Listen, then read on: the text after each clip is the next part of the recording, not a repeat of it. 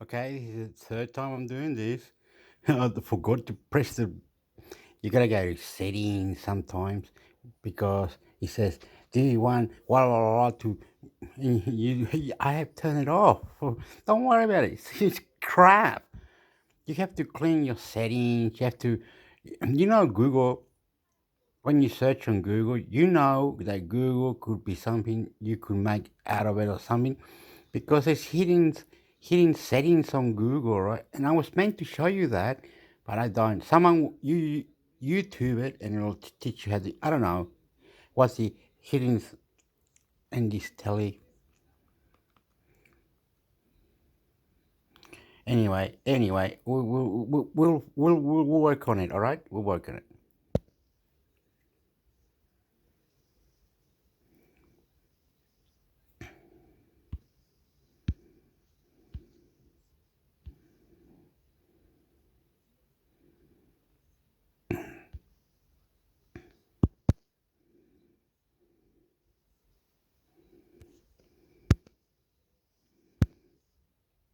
How to make Google Chrome your default browser on any device. Google Chrome remains the leading internet browser, and for good reasons. From allowing you to change the language and fair tabs between devices. Every feature exists to make your browsing experience personalized and seamless. The latest Chromebooks and Android phones come with Chrome pre-installed and set as the default browser. The advantage of this setting is that any link you click from third-party apps or websites launches in Chrome automatically. Owning other devices means you have to install the browser. You also have to open it every time you visit a website. If you decide that Chrome is the browser for you, we share tips on how to make it your primary app. Why you should use Google Chrome as your default browser. Chrome is embedded into the Google ecosystem, allowing you to integrate your account with Gmail, Google Calendar, and Drive, among others. When you make Chrome your default app and click links from any app, they instantly open in the browser. More importantly, you can log in on different devices and your bookmarks, apps, and extension settings are synchronized. Any updates you make on one device reflect on others you'll find in two. If you feel Chrome isn't doing enough, you can extend its capabilities with best extensions from the web store. It also supports cross-migration, allowing you to import settings from your previous browser. You don't need to set up the browser from scratch. Depending on the web browser you're switching from, you may be able to import your bookmarks, browsing history, homepage, search engines, and saved passwords. Chrome comes out of the box with Android phones and Chromebooks. All you need to do is update the application when an update is available. Windows PCs and other devices must download and install Chrome as it doesn't come pre-installed. On most Android phones, the browser is set as the default app.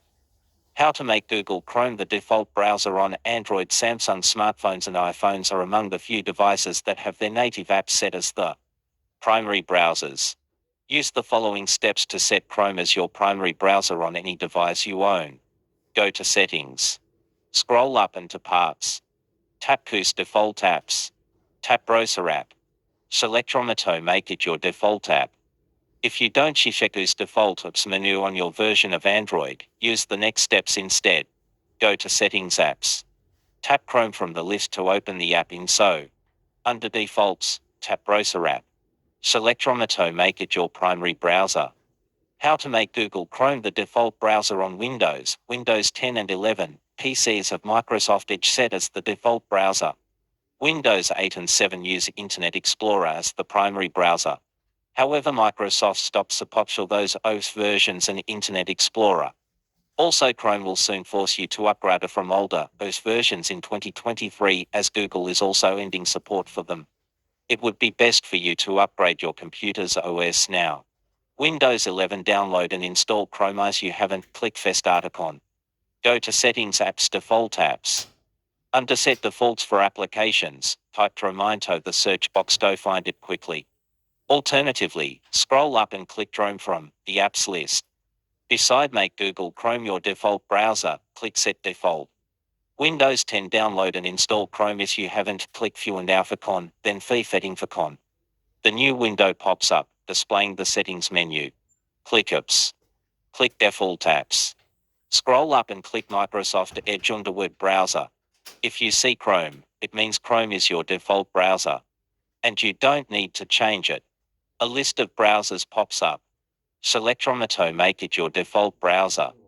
How to make Google Chrome the default browser on iPhone, iPad and Mac. Safari is the native browser for Apple devices and is set as the default app out of the box. But you can now change your default browser and email client to Google Apps. This setting came with the release of the iOS 14 update. Despite the feud between Apple and Google, Chrome is available for download in iOS 12 and higher versions. But only iPhones running iOS 14 or newer versions can set the browser as the default app. For MacBooks, you need macOS High Sierra 10.13 or more recent versions. Make Chrome your default browser on your iPhone or iPad. Open Chrome. Tap the three dot icon in the lower right corner of your screen to expand the app menu. Scroll left and select Settings. Tap Default Browser. Go to Open Chrome Settings Default Browser App. Tap Chrome to set it as your primary browser app. Make Chrome the default browser on your MacBook or other macOS device. Download and install Chrome on Mac. Then run the app. In the upper right corner of your screen, click the three dot icon to expand the app menu. Click Settings. Click Default Browser. Click Make Default. A small tab pops up, prompting you to make Chrome your default browser. Select as Chrome. Chrome makes browsing fast and simple. Copying and pasting links into Chrome when you need to browse can be tiring. But setting the app as your default web surface simplifies that task for you. You only need to click links, and Chrome opens them without asking. You can also set your favorite website as the default homepage. Then, the website is the first thing you'll see anytime you launch the app. If you're interested in more ways to improve your browsing experience, Chrome is loaded with hidden features and tricks in the desktop version. Away from the murders, he gets away from people that come to kill him.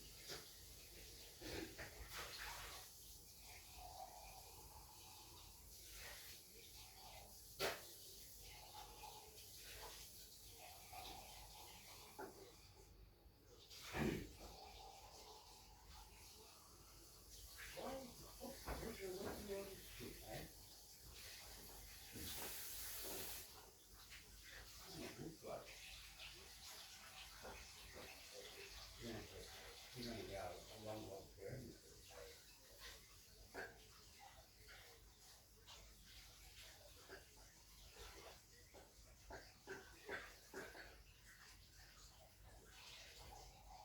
Yeah. Well, don't worry. Jeremy is an innocent person, right? He's innocent. Yeah, you are. What? I don't know. This is right. I'm saying the name because you're going to go back and you're going to go, oh, right, that, we got to arrest him, Hector, that this day, that day, this is the day to catch him. No, no, I'm not a diva.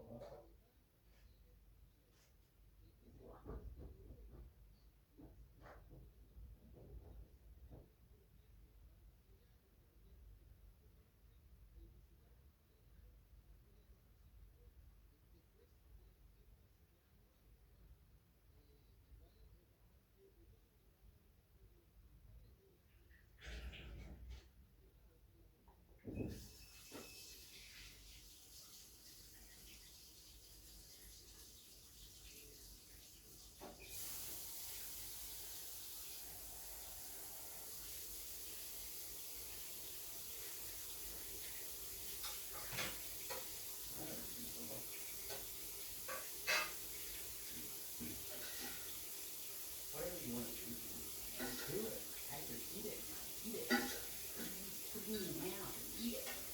I don't care. I'm making a big mistake. I'm trying to learn. I'm going to do that. Oh, look at my arms. Don't have any cuts. Okay, no cuts. I won't shoot out. Don't shoot out. Right?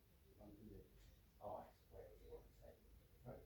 But I'm not accusing you. This is all the time. Everybody gets away with it. You know. How it works. Now, listen to this. I'm going to say, do what? What does it do? He touches his mom. He touches me. When he can't get his wife, only lady money, right? He still owes me rent money. Well, he's gonna tell me this must pay his rent money now. He's gonna tell me as soon as his leg got broken, he went down the drain because he couldn't run and he couldn't do anything. He got everyone to pay him, and some people hated him, right, Larry? The people who hated him came here and threatened me. And they took it.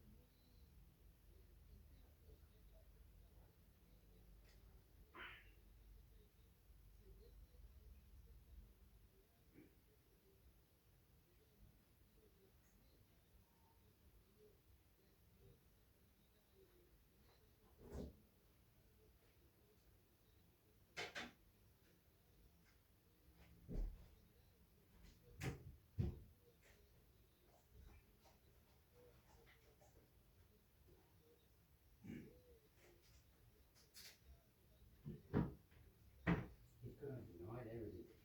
Oh, hector dude, did someone go to Hector's house with facial back looking for his? He'll deny it. He'll just tell you big on and you go, and you'll listen to him and you go, yeah, you'll say, hey, this guy, Jeremy, all he wants to do is the best drug he was given was called the cutter.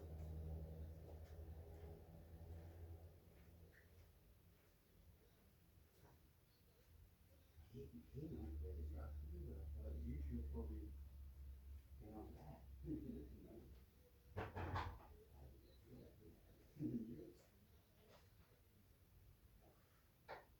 What you want?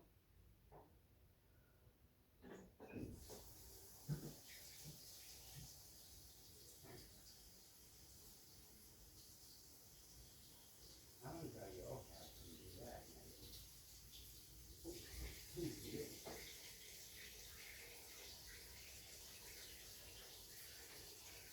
You know me and mine, what's the word when the guy, I helped Jeremy for a month and a half, and now I've got people that hate my guts now. I don't even know.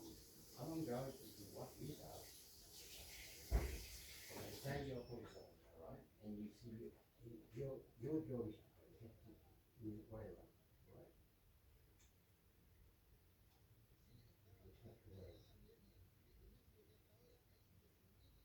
You're just gonna whatever what you do. I do my thing. I do.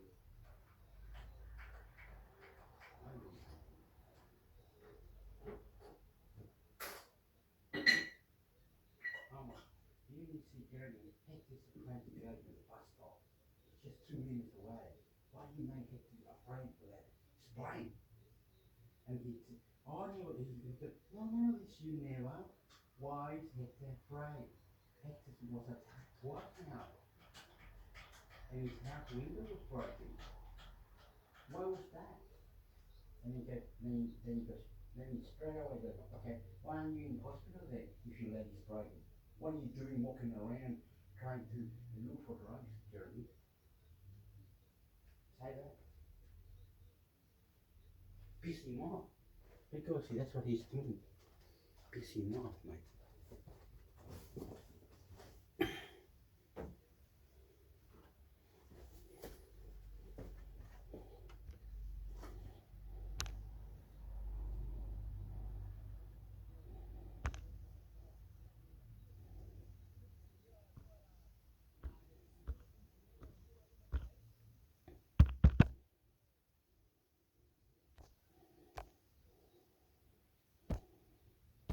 Google Chrome releases what's new in every version. Google Chrome releases what's new in every version, a central hub for all the things that have changed in Chrome table of contents. What's new in Google Chrome 109 beta? What's new in Google Chrome 108? Google Chrome 107, everything new in the latest version. Google Chrome 106 is here. Everything that's new. Chrome 105 is live. Here's what's new. Google Chrome 104 is live. Here's what's new. Google Chrome 103 is now available. Here's what's new. Google Chrome 102 is out now. Here's everything that's new. Google Chrome 101 is live. Here's what's new. App download. Chrome's milestone 100 release is here with a new icon into app download. Google has released Chrome 99. Here's what's new. App to download. Everything that's new in Chrome 98. Everything that's new in Chrome 97. Chrome 96. Everything that's new in Chrome 95. Upcoming features. Still under development. Table of contents. Google Chrome is probably the browser everyone is using. When it launched back in 2008, it was lauded as a super small, resource-saving program that wasn't even feature complete, but that has long changed. After its long and winding march to market domination, the browser received more features, grew in size, and is now known as an absolute resource, hog and data collection engine. But the development never stands still. Chrome's developers keep adding new features to the browser, with equally as many aimed at improving functionality, as there are focused on enhancing speed, resource management, and stability. This hub serves as an overview of what the Chrome developers are up to, and what's new in every version. With a focus on what regular users can expect. Don't expect a technical deep dive into development. We'll regularly update it when we cover new Chrome versions and new features, so be sure to bookmark this page or keep coming back to it whenever you want to. Learn more about what's new in Chrome. Enjoy this reverse chronological list, with the current beta release first, followed by the current stable version and then those that came before it. At the bottom, there is a section of cutting-edge features that aren't tied to any particular Chrome version yet, as they are still to be released. Chrome 109 Beta. Chrome 109 isn't the biggest release in recent history, but it offers a few choice upgrades. It will make it possible for banks and credit card providers to add a native purchase confirmation dialog to web shops, screen sharing improvements, and preparations for a world without third-party cookies. The release went into beta on December 1, 2022, and is expected to launch in stable on January 10, 2023. Read more about Chrome 109 below. What's new in Google Chrome 109 Beta? Chrome 109, Material U on desktops. Material U revolutionized how Google apps look on Android, and the company is now moving to get this seaming system to desktops, too. After experimenting with a system-wide Material U seam on Chrome OS, Chrome for other operating system is getting a Material U Lite option, if you want to call it that. Instead of adhering to your system's wallpaper colors, the Chrome interface will use the colors from your new tab wallpaper. Google's Material U is spreading to Chrome for desktop. Chrome 109, Think tab groups. Chrome has long offered the option to save tabs in groups, but it was flawed. While the browser can retain groups, when you close and reopen it, you can't move groups from device to device. This is changing with a new commit, which will.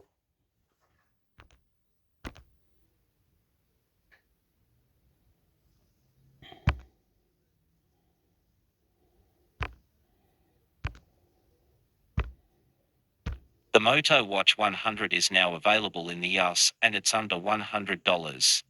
The Moto Watch 100 is now available in the US, and it's under $100. This could be the cheapest smartwatch with fall detection for Motorola. Smartwatches and fitness trackers are an evolving category, with new products debuting regularly at every imaginable price. Although Motorola's name doesn't often surface on our list of best smartwatches out there. Okay, I'd like to say something. Why do we have to buy a smartwatch when we got a mobile phone? So, oh, I got it. So when you're doing exercise, you don't carry your smartwatch anyway. I mean, your mobile phone anyway. You're just running with your smartwatch, and your smartwatch can go to Facebook. Okay, got it, done. It's for exercise only. Those people who are fanatics on exercise, you buy the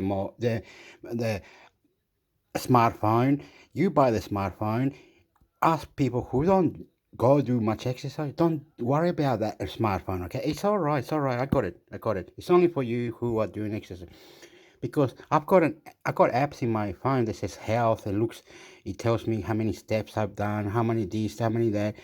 My email's always open. I don't know how to shut YouTube. I don't know how to do YouTube. I don't know how to use YouTube. I'm now talking shit. Fuck me, mine. I don't know how to log out of YouTube. I don't know how to do things. When you come to my house, you go, wow, wow. You will love me. You will love me. You will love me. I've got a washing machine that is not bad, but it very good. I got a fridge. Very okay. I will when my house the cleaner comes to do the cleaning. After that, I'll do a tour of my house about 100 times. I'm doing this, and I will show you what I got, and you will go, wow, wow. He he gets people that manipulate him. They go in his house and they break into his house. He's been broken into a few times now. Poor Hector, poor Hector, poor Hector. There. The brand is used for a variety of wearables produced by other companies. For example, this latest product is produced by a company called Buy Now. And that company has licensed the Motorola name for its smartwatch. It's called the Moto Watch 100 and it's now making its way stateside. The Moto Watch 100 was introduced late in 2021, so it has been around for a while, but never made its way to the US and Canada. Customers in these countries can now buy the Moto Watch 100 for $90. The watch is quite feature-packed, offering the usual utilities like heart rate monitoring, 26 sports modes, and SPOTA tracking paired with features designed for aging family members like daily health updates and emergency alerts. The watch also alerts the wearer's contacts if the person falls, making it the cheapest smartwatch with fall detection, according to Motorola. However, the company is cutting corners to offer a few outstanding features at the fantastic $100 price. For example, you will find Moto WatchOS instead of Wear OS for the operating system, a 1.3-inch circular LCD panel that could have been an OLED. The utter lack of Wi-Fi connectivity, and just 6 watch faces to choose from. On the bright side, the list of features includes otherwise unseen elements like Google Fit and Strava integration, GPS connectivity, and 5 ATM water resistance for good measure.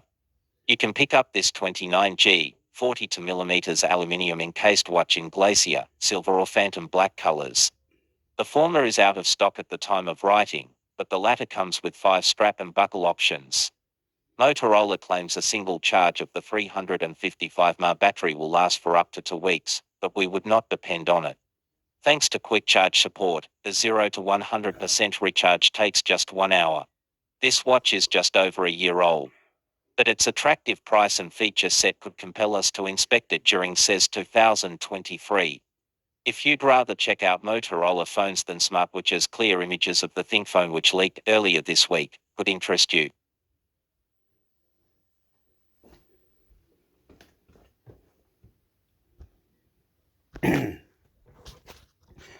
I've seen two phones. We'll talk about it later when I get to it.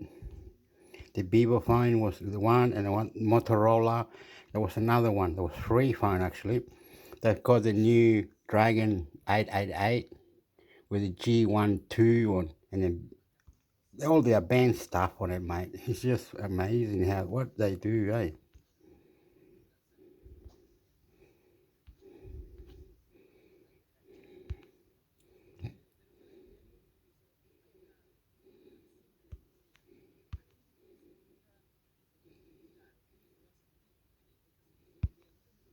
Ah, I went to the wrong one. Phones, come on, phone there.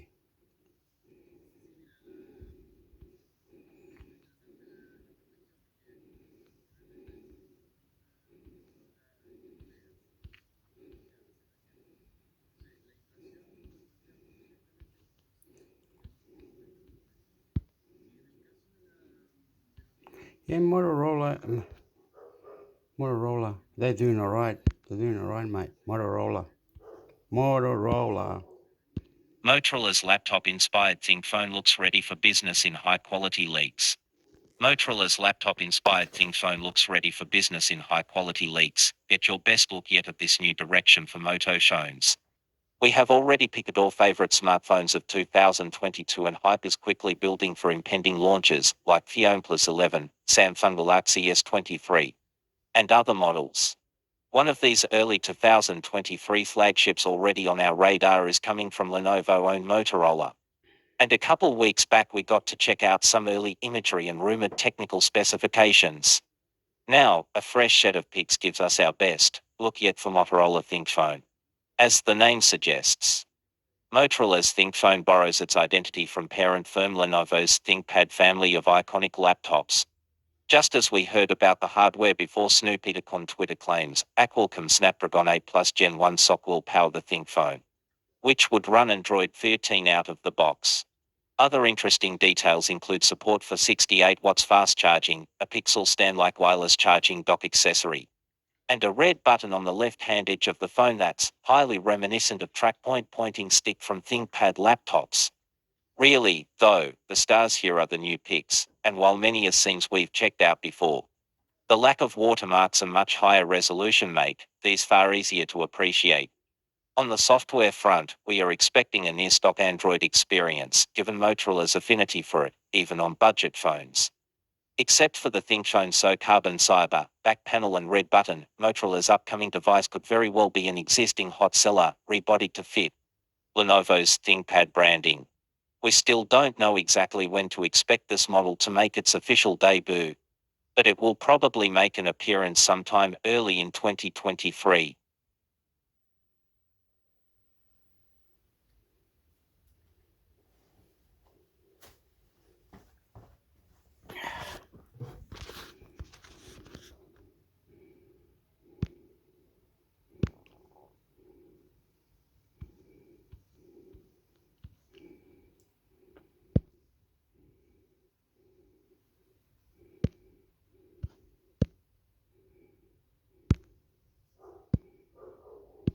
Leaked Galaxy A30 for renders reveal fluffy color options you won't find on Samsung's flagships.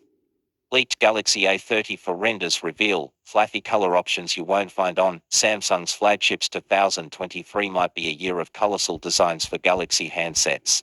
Samsung may still be gearing up for the launch of its Galaxy S23 series of phones, but there's already been plenty spilled about them. Including some paint, we got a good peek at some of the signature colors in leaked promotional material a few days ago. While the green and pink colors are tantalizing, they're nothing particularly new, especially given My go. I'm gonna look for it. I'm gonna look for one that I like, not one I don't like. This is the one. It's got that. Look, hector, amigo. It's one like this. This is what we're looking for. the Red Magic 8 Pro is the world's first Snapdragon 8 Gen 2 gaming smartphone.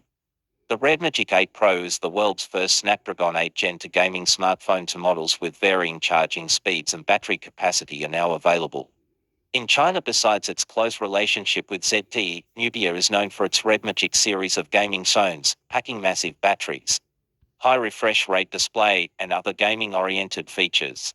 With Qualcomm's next-gen chip announced, What's the name of Nubia has now become the world's first Android manufacturer to announce a Snapdragon 8 Gen 2-based gaming phone, the Red Magic 8 Pro. The lineup consists of two phones, the Red Magic 8 Pro and the 8 Pro Plus, featuring a dedicated Red Core 2 gaming chip to handle gaming effects like found details, colors, and haptic vibration feedback. Both phones house a 6.8-inch 120Hz OLED panel with a rated peak brightness of 1300 nits and ultra-thin 1.48mm size bezels via Weibo. The panel also houses a second-generation 16MP under-display camera that provides improved clarity and a resolution of 400 ppi. Ticking inside the gaming phones is Qualcomm's Snapdragon 8 Gen 2 chip that is cooled using Red Magic's IF 11.0 cooling system. This consists of a 3D icing VC liquid cooling plate, several layers of graphene sheets, a dedicated air inlet, and a built-in fan with 20,000 RPM. Nubia claims the upgraded cooling system improves heat conduction efficiency by 600% compared to previous models. The phone's rear houses a 50MP Samsung and 5 primary camera, an 8MP 120-degree ultra-wide, and a 2MP macro shooter.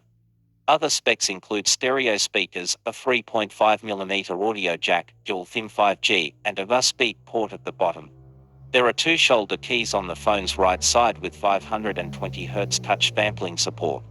While the Redmagic 8 Pro is powered by a 6000 mAh battery with 80 watts fast charging, the Pro Plus model houses a 5000 mAh battery with 165 watts charging support.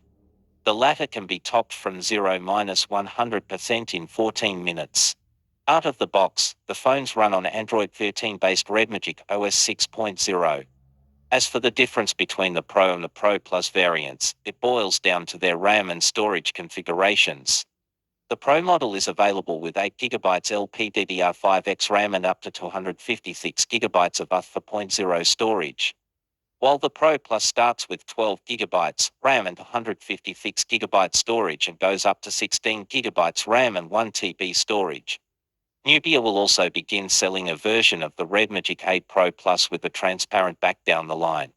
The Redmagic 8 Pro and Pro Plus will go on open sale in China starting December 28, 2022. The phones will make their international debut on January 16, 2023 and go on open sale in the following month. Pricing starts from 39.99 yuan for the Redmagic 8 Pro, while the 8 Pro Plus is priced at 5,199 yuan.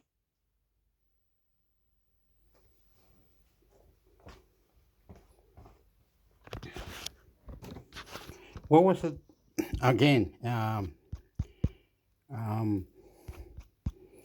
Okay, go back here.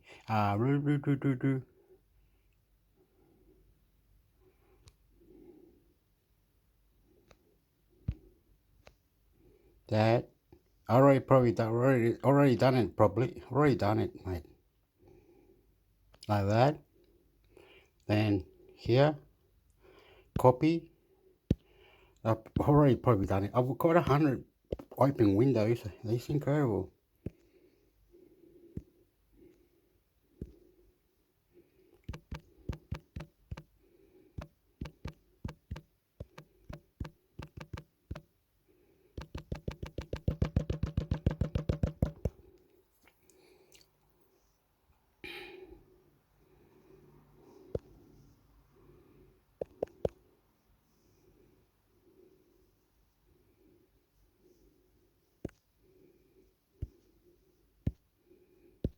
Snapdragon 8 Gen 2 mobile platform. Copyright Find 2020 to Qualcomm Technologies, Inc. and Flash or its affiliated companies. Note, certain product keys. Tools and materials may require you to accept additional terms and conditions before accessing or using.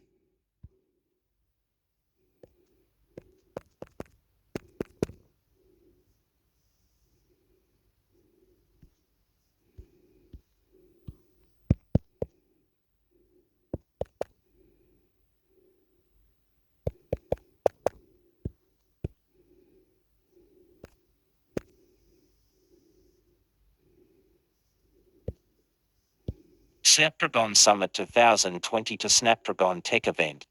Copyright Find 2020 to Qualcomm Technologies, Inc. and Flash or its affiliated companies. Note, certain product keys. Tools and materials may require you to accept additional terms and Oh, what do you keep doing that? Oh, use the common material. Don't do that. Don't do that. Don't do that, please. Don't do that. Don't do that. Just go straight to where you want to talk about the news. Come on. You're frozen it up. You're doing nothing. Come on. No, you've really knocked the head to the nail, mate. Wait, I have to wait.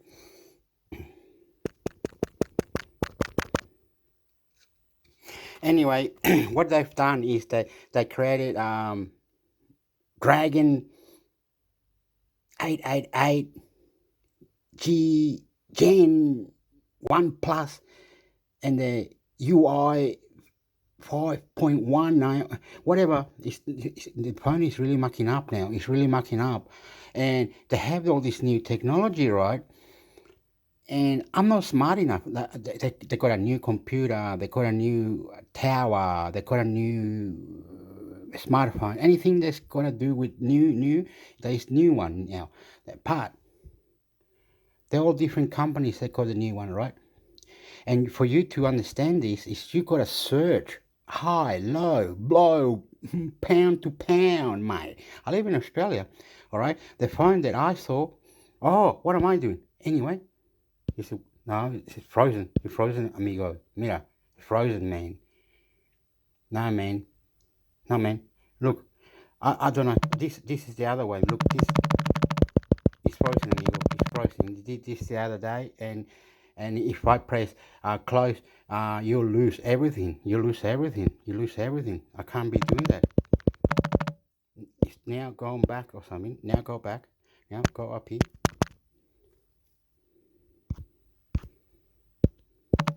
Anyway, they've got it in everything. They've got everything now. Yeah, I'm gonna take this off because it's been charging. It's on 60. I'm gonna sit down. I can't be bothered standing up. Okay, go and sit down now. Now, I'm gonna try something for you. Okay, because it's not right. We're going to go back to here.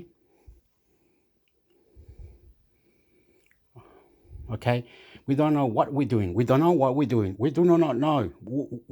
We're stupid as they're better than me, man, better than me. Hey, way better than me. You will love me. You should subscribe to me, because when this happens, or whatever you want to call it, you know, I'm trying really hard. I'm trying really hard. My life is not the best. I'm telling you. Snap. This is gonna take a while. Mate. You gotta go let. I haven't got a laptop or a tower. I'm sorry. This is gonna take a while. But anyway, what I'm saying is that you should contribute into looking into things. Oh fuck. Disgusting. Okay. Anyway, you gotta look into things, right? What I'm saying, and you gotta look high, low, whatever. I do this myself. I don't even know sometimes. When I say, what do I have? The phone, look, it's frozen. It stays frozen for at least 20 minutes, mate. 20 minutes. I know it's recording, but look, it's frozen. Can't do nothing. Doesn't go to where you want it. It's just frozen. This phone is shit. This phone is headed now. I get drunk, right? I get drunk, right? And that's fuck up for me, you know, understand? It's a fuck up for me, you know, understand? And I can't explain it. You have to learn to YouTube, right? Not YouTube. What am I saying? YouTube for YouTube. Anyway, YouTube. Anyway, they said AI and algorithm. All right, algorithm. All right. They can be talking to another algorithm or an AI or to another AI. I'm moving my hand. I'm shaking now. But anyway, it's good. It's good. You know what I mean? I'm not into this or whatever. Okay, and I'm not 100%. I'm not 100% sure what I'm saying. I think okay, it's, Snapdragon. Okay, you stupid, stop it. What are you doing now? Are you working now? Are you? After 20 minutes, like I said. Yeah, it's working. Hector.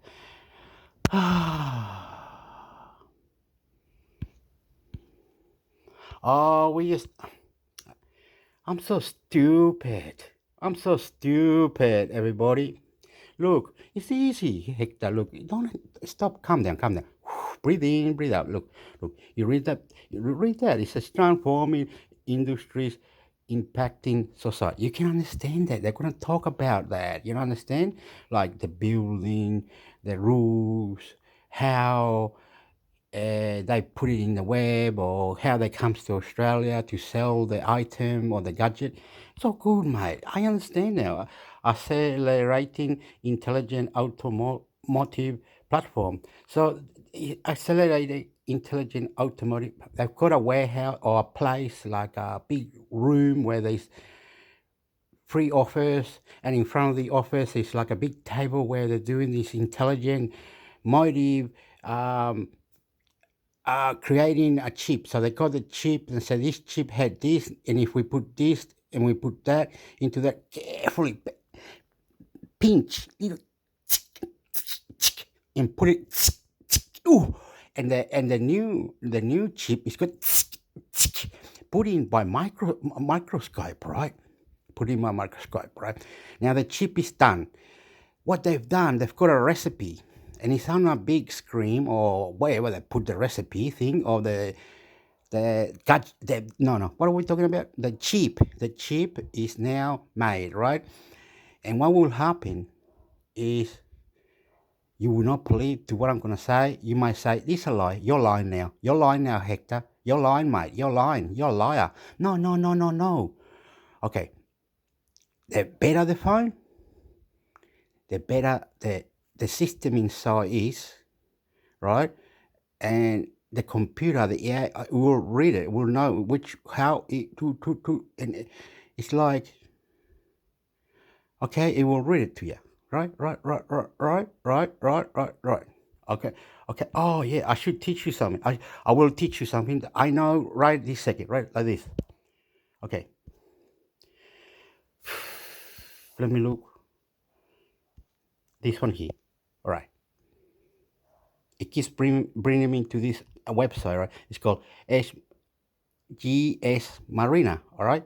And this is um like an outside convenient before you buy something. Okay, this is for the mobile phone, right? I'm got it on Vivo IQO 11 Pro. All right, people complain. They say something like, after using it for 6 months, after using it for 8 months, it did this naughty thing. So I'm sorry, the update stuff that it's going down the drain after 1 year. Oh my god, it doesn't last like they lied to us. 5 years and you're gonna buy a new more. I need to have a phone that lasts me at least 9 years, right? And you say, why were you 9 years? Or what are you crying for? What are you doing? Calm down. Okay, I am 100%. I'm not 100%, 200%, 300%. I am not. I am not too sure how this works. But after a little while, 4 or 5 years, there's no update or something. And they have to contribute the update. Anyway, there's five factor to one factor, and the second factor got about 3 factor to 5 factor, right? The same with the 1, with the 2, with the 3, with the 4, 5 factor. It's just factor, which is a design. So design number 1, it might be the best, it be the killer one. The second one is copying what the killer one is doing, but with 5 question, 5 definition. The third is called the first, second, and third. Then the fourth is called first, second, and third. Because all this new update, right? It's a recipe for them to create this. Anyway, people complain that 5 years later there's no more updates or whatever, and the phone just turns into shit, and you need to buy a new one. It's all right. It's all right. I know. I'm not trying to scream and shout or anything, because my neighbor, I hate him. I hate my neighbor. I hate everyone around here. Not that I hate everyone. I have a beautiful place. I will record my place. I will show you what I got inside. I'll try to go outside. I need to do more and more and more. If not, I'm going to be lazy, stupid. God knows, God knows, God knows, God knows. Beautiful people die this year. Beautiful people die this year. I don't want to talk about that stupid coronavirus, drug overdosed, car crash, accidentally died. I don't know. Anyway, people died. I don't want to talk about it. I don't want to say who, where, how. But what we're going to know is there's all this factor and they got all this. Okay. Now, the microchip that they're looking for is right there in their own brains. It's there. They've got the microchip. They've got the way of master, combuster into our technology, biotechnology, the health, the well Health Organization.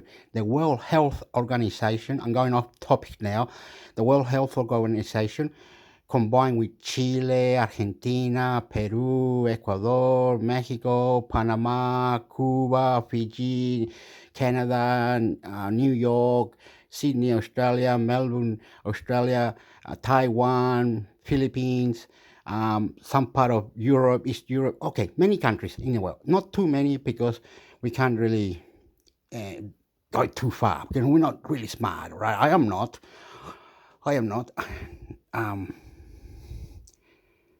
I am scientifically, there's a word that creates a chip that goes into the motherboard. The chip goes into the motherboard, and that chip is coming with ideas and information for the motherboard to work properly, to do the AI or whatever it is, however they reckon. So we don't know how they're gonna do this. They could be round, could be little square, could be little. Try to put the chip together. Anyway, and okay, my brain's gone ballistic. Okay, quantum. I'll show you this. Quantum Snapdragon 8. Quantum Snapdragon 8 Gen 2 versus Apple A16 Bionic. Okay. Um, one of them is Chinese, one of them is American. They created this. They don't let anyone else do this because that's how they are. They're showing off the technology. They want to be show off. Always in the world want to be show. They don't really want Russia or Germany or Pakistan or Chile. Russia, Germany, Pakistan, Chile. They don't want these countries to create anything advanced because it will look good for them and whatever. But these countries I just mentioned, Russia, Germany, Pakistan, Chile, in their own countries, they've got technology like um, fluid for the battery, for electric cars and all that. Chile's got that, Russia's got oil or whatever, Germany's got many other things. And it's not about technology. I mean, sometimes they're doing their own thing over there in Europe, like creating new technology their own way. They're doing it in South America, Central America. I don't know how that works anyway, because they're not allowed to create the virus, right? I remember one guy in, I can't remember, was it Chile or Peru or whatever, one of those countries in South America had an idea um, how to create the virus vaccine. And they said that they had to send it to the United States Army police scientists there to try it out. And they did. They went to send it to there and they denied it. Well, when China creates a vaccine that is 35%, they take it all around the world, right? So some way, China, America technology is going fast and fast and fast. Yes, but they're not helping everyone like you and me. Like you and me want to sit at home and be nice to one another. Not this shit with criminals all around and or you do something criminal. Yeah, come on.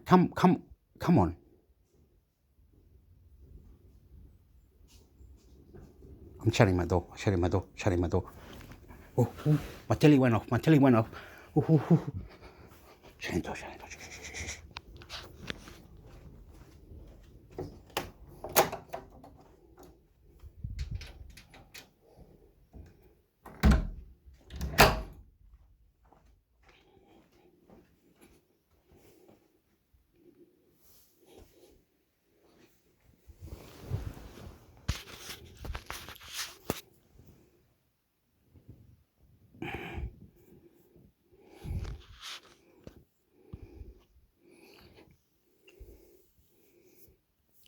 Anyway,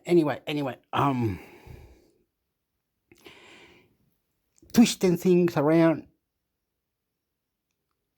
scientifically into correcting near correction was like a spaceship. We do know what we create a spaceship on the name of God. We have this platform, YouTube, all right? And we need to have bottom on the bottom extra that will collect in the future. From 5 years from now, maybe um, YouTube will say, we will allow you to have these movies. Doesn't matter when the movie was made. If you got a movie, place it here. We'll review it, and plus, and if we do let it in, it will cost people to watch it, like 10 cents, 50 cents, a dollar to watch the movie, and they can download it anyway. As soon as they pay, they can download it, right? Whatever they charge. They say, okay, to download for 10 hours or YouTube, here, pay this amount, and you'll be able to download as much you want for for the next 70 hours, right? And people might say, oh, wow, wow, wow, wow, wow, $30, pay $30, and you can download whatever you want from YouTube for 30. So like it's $10, 10 minutes. You know what I mean? $1 a minute, you know? And they probably say, oh, someone might think that they can download as much as they want in 1 minute. So they pay $1 and as much as they want very quickly, just download. Okay, no. You will make it so they can't download as much as they want in 1 minute. If they want to be a smart ass and they go, you'll have a blocking system where it says can only download one at a time at a minute, plus $1 to download one at a time 1 minute. You'll tell the AI how to do all this. You'll tell the AI how to control it like this. You will let anyone do whatever they want, and you will tell the AI how to into how it works, right? So you gotta put your mindset, like say you created an account, you created your video, you created what you wanted, you created, and people say to me the other day or when we was that why don't you show your face? Where's your face? I said I can't show my face. Yes, you can. You have to go to settings, and I said, oh, is it on settings where you can show your face? So when I'm on the website, I'll have a little box somewhere, and I'll show my face. Right.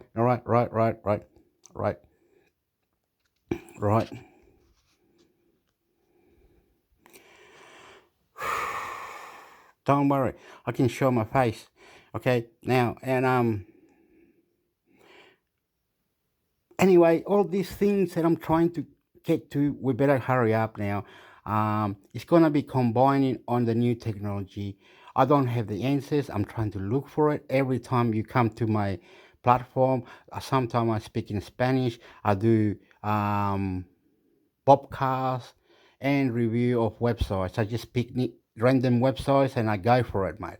I don't really stop. And another thing is I'm Chilean and I live in Australia.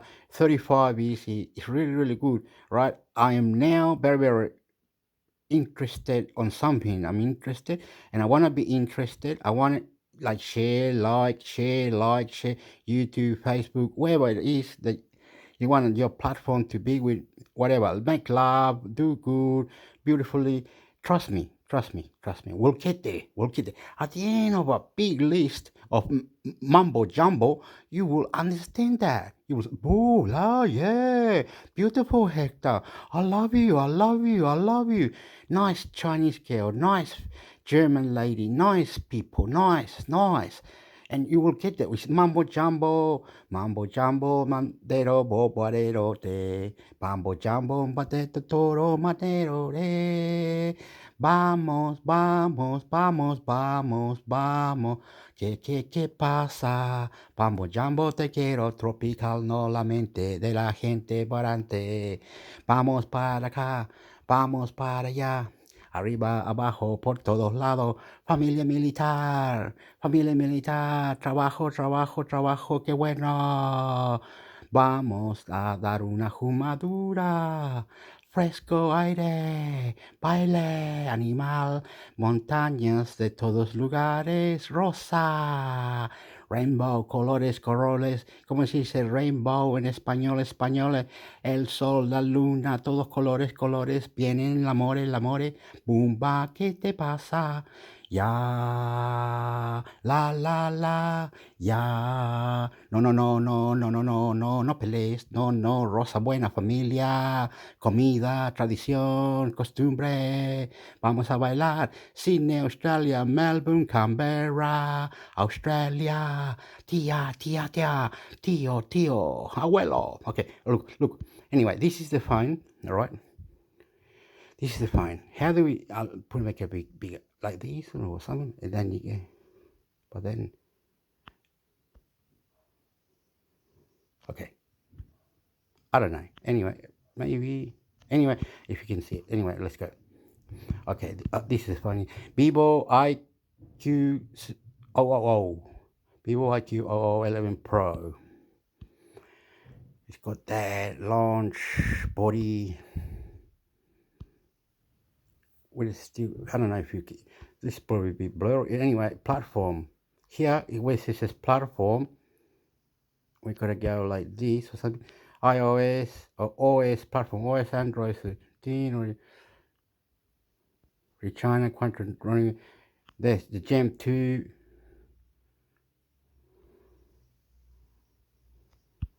Arriba, no, qué hermoso, bueno. And the memory.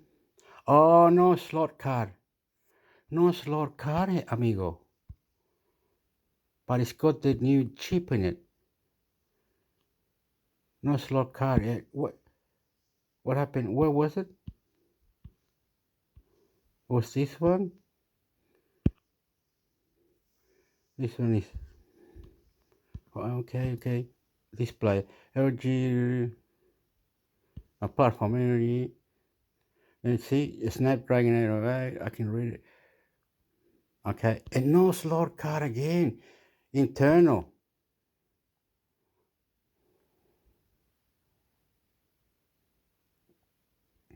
Internal. 250. The more internal it is, the 512, and then it goes to no. The more internal it is, the less power, man, or something. Okay, so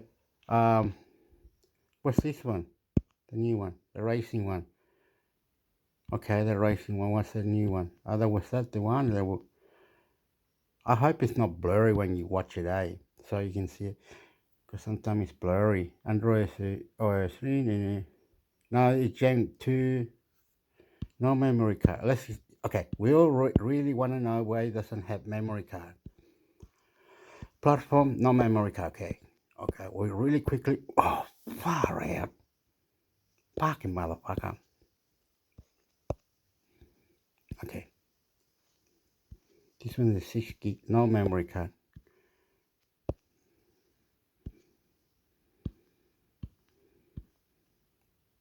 This one's called memory card.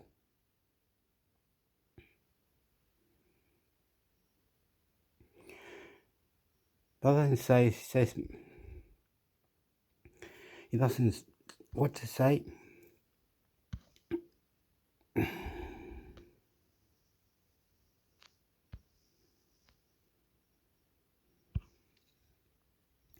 Four to eight. This one was it?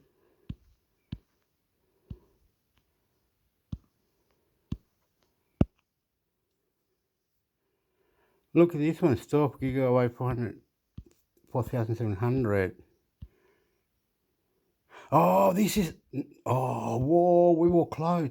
I like this one. I like that. I like it, but it didn't have memory card. That's what I don't understand.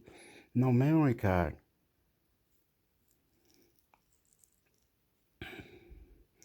No memory card, but it can get to 512 gigabytes. Okay, let's try this one.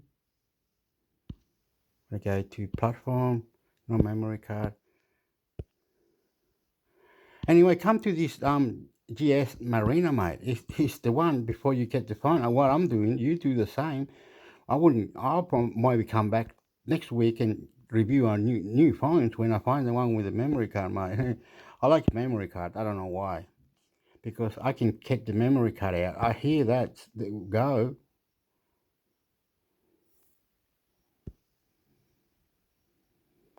Oh, this one's got memory card. Vivo 21. Vivo 21 has got the memory card.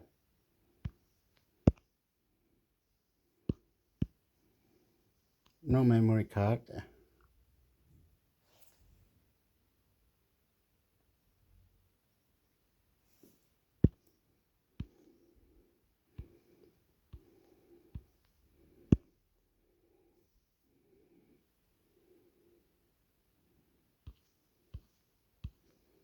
Yeah, this has got the memory card, but it's,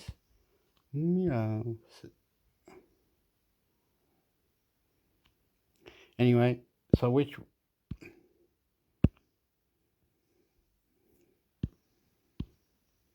this boy got the memory card too. Okay, which one was it again? They will have to, not the first one, not the second one, not that one, not that one, not that one, not that one, not that one, not that one. This one, is it? No, pues 3 GB, that's stupid. This one.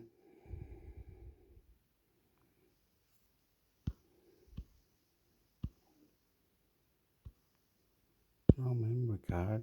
So this one. No memory card. So this one.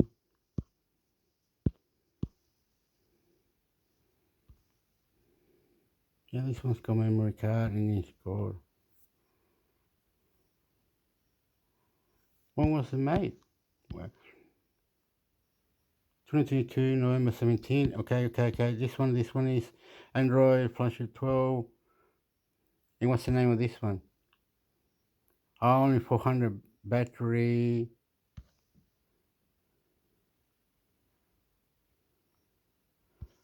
Okay, Vivo B21s. B21s.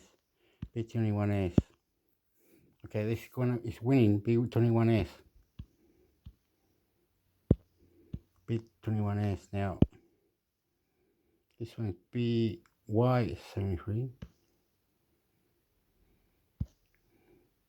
Oh, there's big battery in this one. Big battery. No, nothing here. Memory. What's this say? I don't like this 12. Don't like that.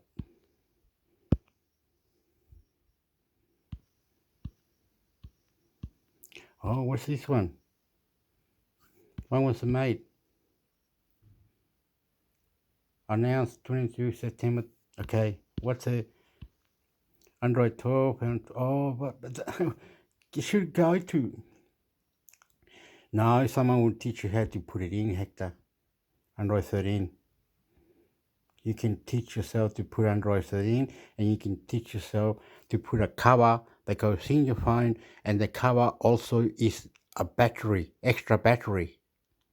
Huh? What are you talking? Well, look for it. Look for it. That's what I'm gonna do. I can imagine my head now talking. Imagine that I can see things. I can see it now. I can see it inside me. When I die, when I die, when I die, when I die, I can see it. I can see it. I can see it. I can see it when I die. You should join the respect company of my own self that I'm gonna die. And when I do die, YouTube. It's like, don't be shy. Don't let the cat take your tongue. Don't do anything stupid. Don't be silly. Don't. Anyway, what's the camera like on this one?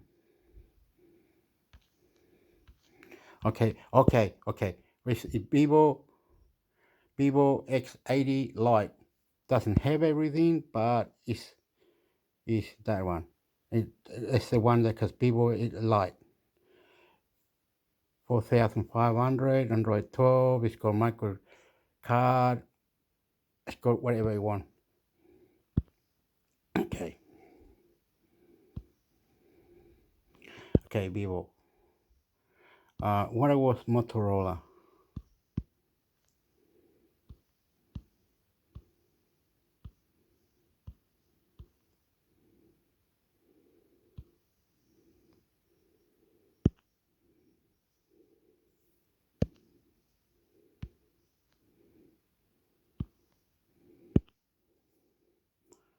48.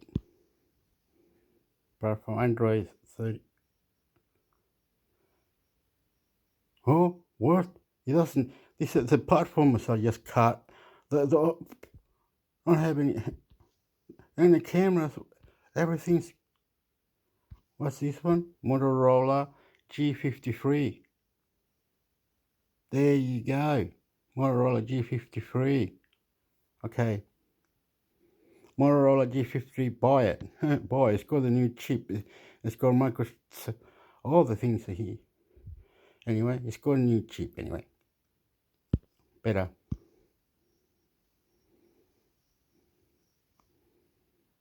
Oh, it was this one. When was it made, Hector? Oh, December, a few weeks ago. Okay, okay. And what's with this one then? 8 to 12 platform Android. Oh, this is the new one. The new one. Motorola Moto X40. Motorola X40. Motorola Moto X40.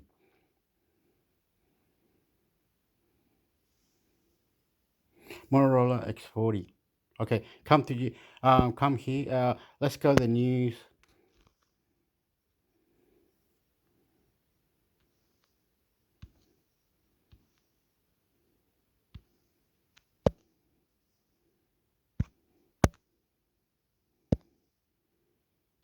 Top 10 most popular reviews of 2022, Q for GFMeana.com news.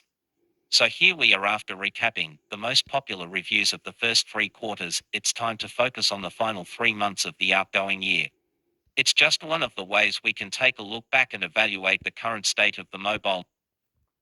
You have to imagine. You have to imagine. Imagine what you're hearing is what you're listening to. I'm sorry that I cannot do this. I have to plug in my phone. Look, it's 47. It'll run out. I can't. I don't have a computer. I don't have anything. So I need my phone charged. Oh, oh. My God, I love you. I love you. I love you. I love you. Pretend. Imagine. Imagine in your brain. Imagine. Imagine that you imagine inside you can open the portal. Imagine your brain can be open. Imagine manifesting. Imagine turning into a snake, turning into a wild animal. Imagine you can create. You imagine that the war in Ukraine and Russia, boom, it just blows up. The whole thing just walks out. No, they just, they're all dead. Everyone died. No humans left there in Europe. Fucked up. Bang. Ukraine, Russia killed itself. Boom, boom, boom. Fuck off. And it's gone. Next minute, don't worry. Technology is gonna go ballistic. Imagine in your heart. Imagine in the lab. I am intermix hector. Intermix hector. Subscribe. Imagine you are like one day you want to have fun, enjoy, do exercise, clean your body, do whatever. Imagine that. Imagine it. You can control me. You can control me in a way we can control you, or you, me can put one into two. It takes two to tango. Imagine. Market and its most important aspect, what you, the readers, like. We kick things off with Google's latest and greatest Pixel 7 pair of phones. After the Pixel fixer made a veritable splash in Q3, the new Pixels dropped at the very beginning of Q4 and drew a lot of eyeballs. They bring a clean ALF experience garnished with some exclusive software features and an amazing computational camera experience. A killer combo for many. Xiaomi decided to refresh its flagship lineup with the 12T and 12T Pro in early October. Both are well-positioned and competitive devices with similar spec sheets, though Xiaomi went with Qualcomm for the Pro and MediaTek for the Vanilla. Both phones understandably proved to be quite popular in our review section in Q4. Realm scattered a few device announcements at the beginning of November. Out of the new Realm 10 generation, you guys seem to like the Realm 10 Pro Plus model the most, and we can definitely see why. With a very competitive price tag, the Pro Plus brings things like stereo speakers, a large HDR10, plus 120Hz 10-bit, curved OLED panel, a capable Dimensity 1080 chipset and great battery life to the table. The Vanilla Realm 10 also made the top 10 cut with its 90Hz old panel and 50MP main camera. Huawei dropped its latest Mate 50 flagship lineup at the beginning of September, but it took some time for the solitary member of the series to escape China. We got to review the Mate 50 Pro, and you guys found it pretty interesting as well. Speaking of slightly tardy devices, the iPhone 14 Plus launch fails a bit later than its siblings, which is why we see it in the top 10 list for Q4 reviews rather than Q3 alongside the rest of the series. Foldables tend to do well in our review section, and the Motorola Razr 2022 is no exception. It's a phone that pushed hinge design to a new level and delivered well in other areas, though not necessarily in terms of pricing. And last, but certainly not least, the Techno Phantom Extra Pro made the top 10 cut. While not a brand you see too often on our site due to its limited Western presence, Techno is huge and easily in the top 10 globally. The Phantom Extra Pro represents a bold step into flagship territory for the company, one complete with a unique pop-out portrait telephoto camera on the back.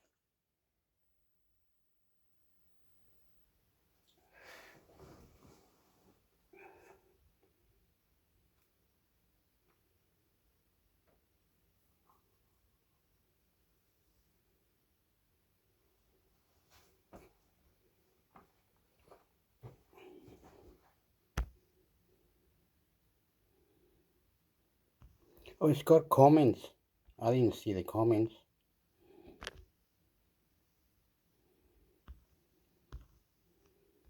How do you do this? Do you just go to this or something?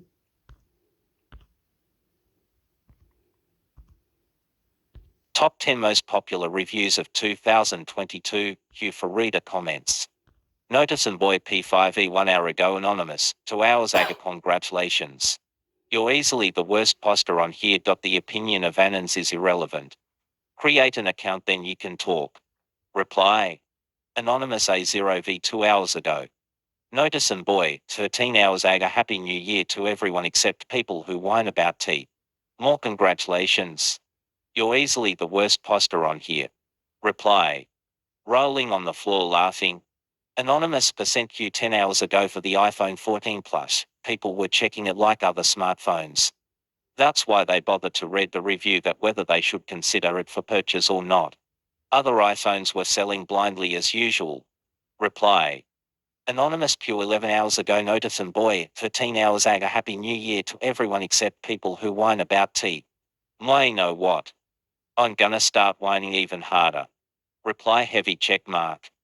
Notice and boy P5E 13 hours ago, Happy New Year to everyone except people who whine about the lack of headphone, jack and flash or FD card slot. Reply cross mark rolling on the floor laughing. In Nika WX 15 hours ago hope this year, we have a greater year than before. Reply I Anton minus KK3 15 hours ago. Waiting for the Vivo X90 Pro Plus, hand in hand with you. And Happy New Year to all.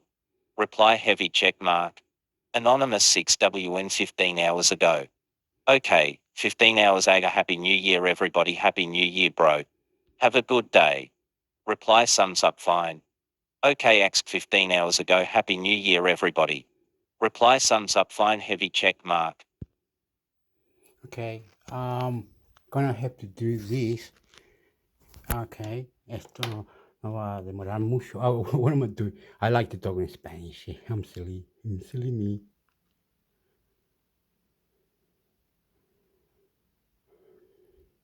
Oh, there might be ads. There might be ads. Okay. Introducing the Snapdragon 8 Gen 2 mobile platform.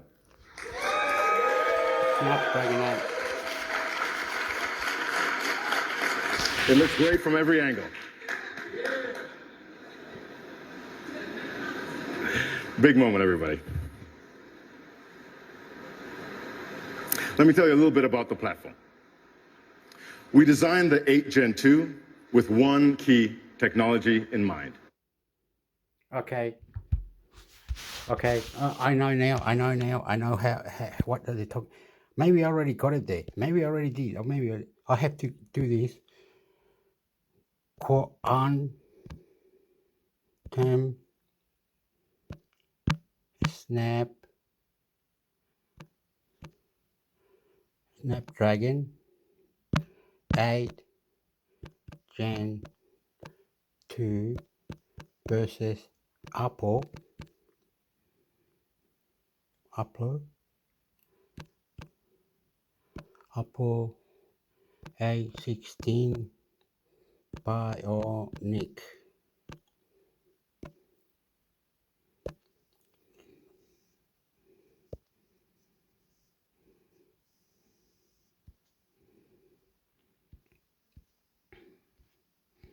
Okay,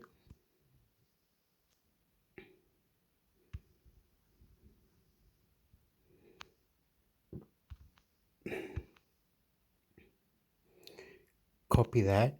Go back here. See if I can, so I can see there.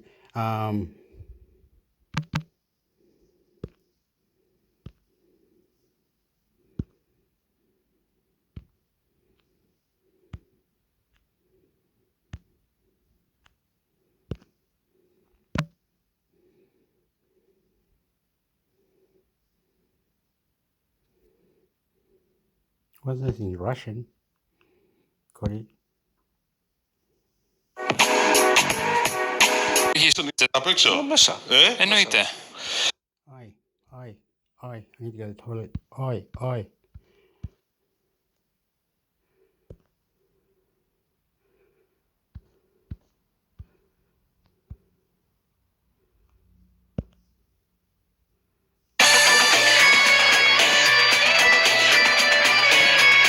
X will remain at its regular price as part of a Black Friday. Starting today, Microsoft is dropping the price of its Xbox Series S console to $249.99 as part of a Black Friday promotion that includes special holiday-themed packaging. The Xbox Series X will remain at its regular price of $499. Microsoft Gaming CEO Phil Spencer previously hinted at holiday deals for the Xbox Series S consoles, but it's not clear how long the promotional price will remain. Though Microsoft said it wouldn't raise its Xbox prices due to the global economy, unlike Sony's increases, holding prices on subscriptions, games, and consoles might not last past the holidays. Google announced its Google Maps augmented reality feature will begin rolling out in London, Los Angeles, New York, Paris, San Francisco, and Tokyo on Android and iOS beginning next week. The feature works by tapping the camera button in the Google Maps search bar if you're in a city where search with live view is available. You then point your phone's camera at the buildings or places nearby and look for dots that pop up indicating where landmarks are. Tapping on a dot lets you learn more about the landmark. A Google search update coming today in the Android and iOS Google apps will also let you search for an exact meal and see what restaurants serve it near you. Qualcomm announced its latest Snapdragon 8 Gen 2 mobile chip, saying it will, quote, define a new standard for connected computing intelligently engineered with groundbreaking AI across the board to enable extraordinary experiences, end quote. Built on TSMC's 4-nanometer process like Apple's A16 Bionic chip, it offers a 35% increase in CPU performance, a 25% GPU performance, and an increase in power efficiency compared to the first-generation Snapdragon 8 chip.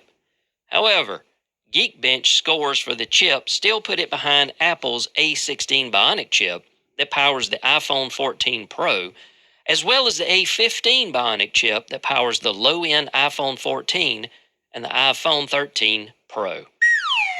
Samsung plans to roll out cloud gaming to compatible 2021 TV sets starting next week, which includes the AU7000 series TVs to their 8K flagship TVs like the QN900. Access to streaming services should be available by the end of 2022. To have full access to the gaming hub, you'll need a Q70A, AU8000, or the 98-inch QN90A or 32-inch Q60A. GeForce Now will stream in 4K on 2022 TV models and select 2021 TV models, which does require a GeForce Now RTX 3080 subscription, which runs around $100 for 6 months. The list of compatible TVs includes the AU7000, AU8000, AU9000, Q50, Q60, Q70, Q95, QN700, QN800, QN850, QN900, LS03A, and the WS1A models. And finally, the rumor mill is whispering Apple's iPhone 15 will not only come with USB-C replacing the Lightning connector, but different models will have different types of USB-C ports. The iPhone 15 and 15 Plus will have a standard USB-C port with transfer speeds comparable to the current Lightning connector. The iPhone 15 Pro and Pro Max will have a USB-C port that will support USB 3.2 or Thunderbolt 3 speeds at a minimum. The iPhone 15 models are expected to launch sometime in 2023. And that's your South Geek News. This is Geek News Central. My name is Todd Cochran, coming to ears are accidentally. He denied driving or knowing of a strategy to commingle funds between FTX and Alameda Research, which will probably get him in jail if they ever extradite him. A company also largely owned by SBF that was FTX's biggest user and huge holder of FTX fake, worthless junk, absolutely not worth the token it was printed on value. So here's something that I saw on a social media post. Do you guys know who Mr. Wonderful is? Mr. Wonderful lost millions of dollars. He's on Shark Tank. He lost millions of dollars in FTX. He was a spokesman for FTX. And I saw something where he said that he believed that Sam made an honest mistake. Do you that to me is the most incredible, incredulous, understatement, unbelievable deniability I have ever heard come out of a businessman's mouth. He says, as a little crybaby, I've had a bad month. This has not been fun for me. When you lose billions of people's dollars, you had better have a bad month. You better not have no sleep. You better be on the edge of a nervous breakdown.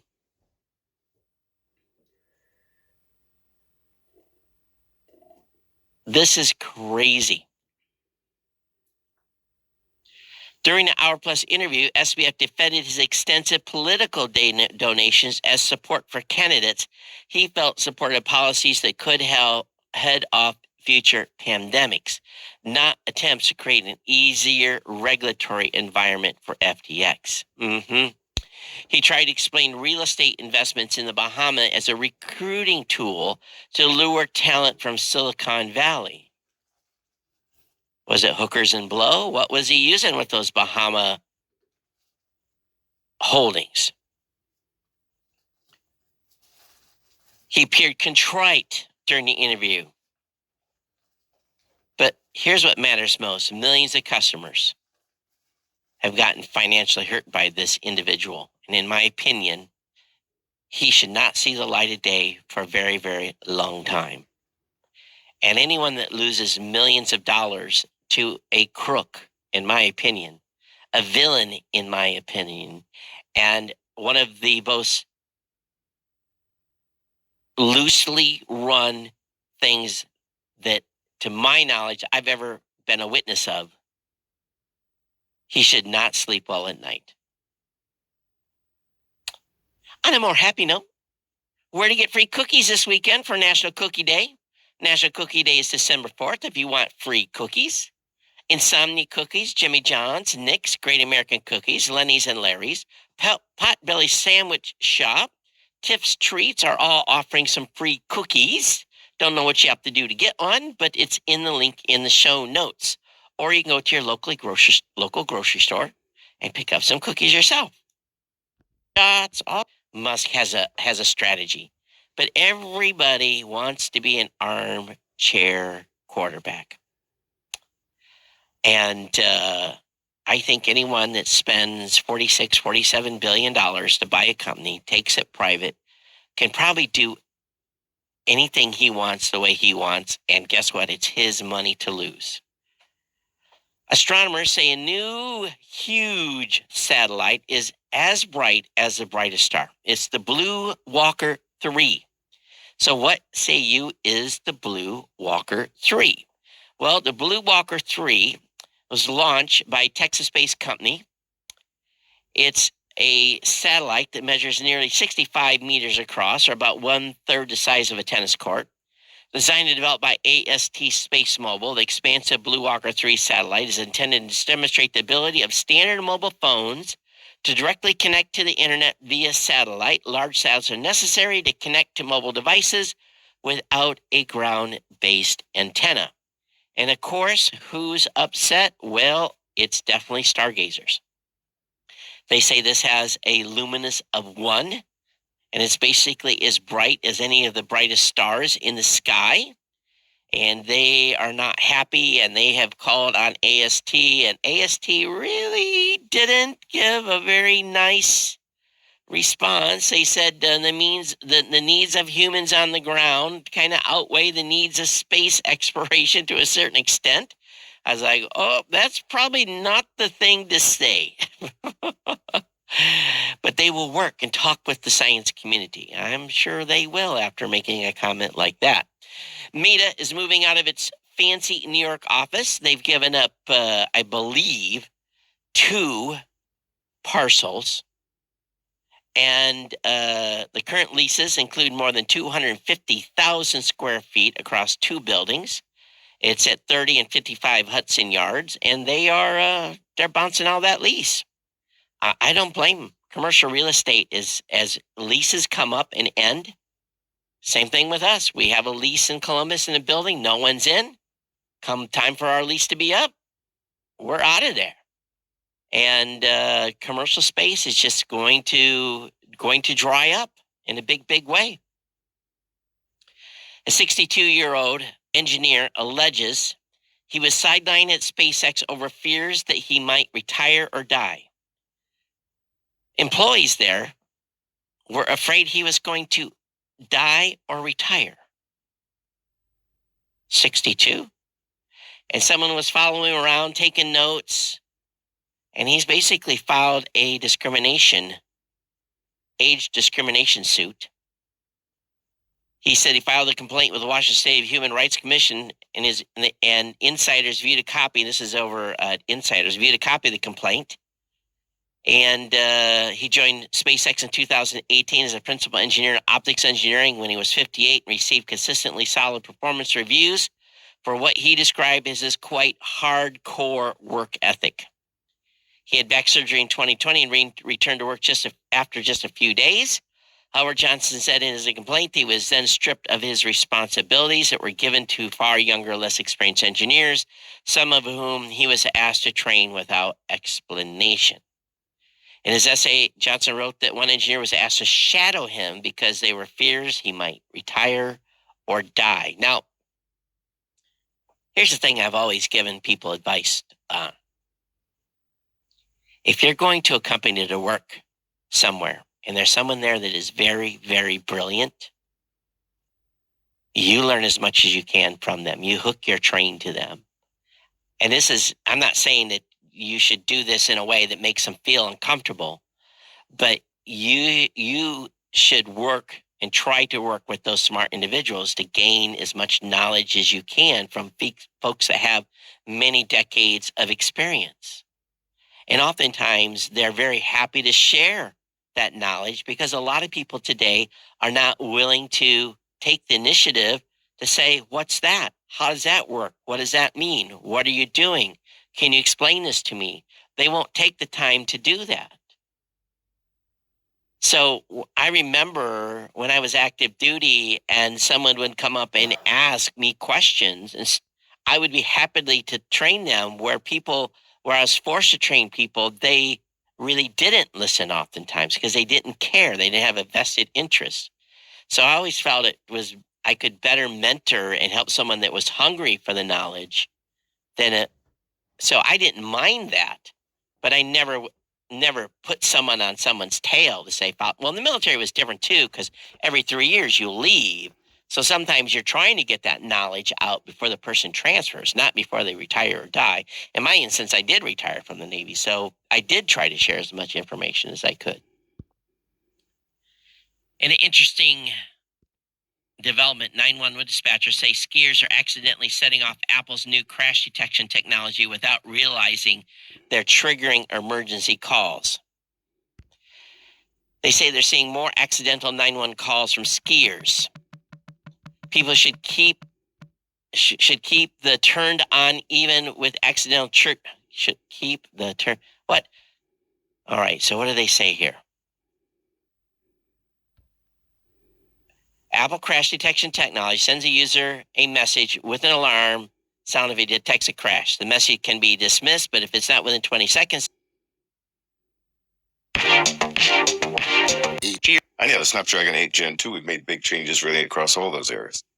One of the big themes this year was with AI, which is really not a new theme, but really intensely and differently applied on the 8 Gen 2. So yeah, AI's been integrated in a bunch of different places. We have more kind of raw horsepower on AI, but then we've applied that AI to camera in a whole new way.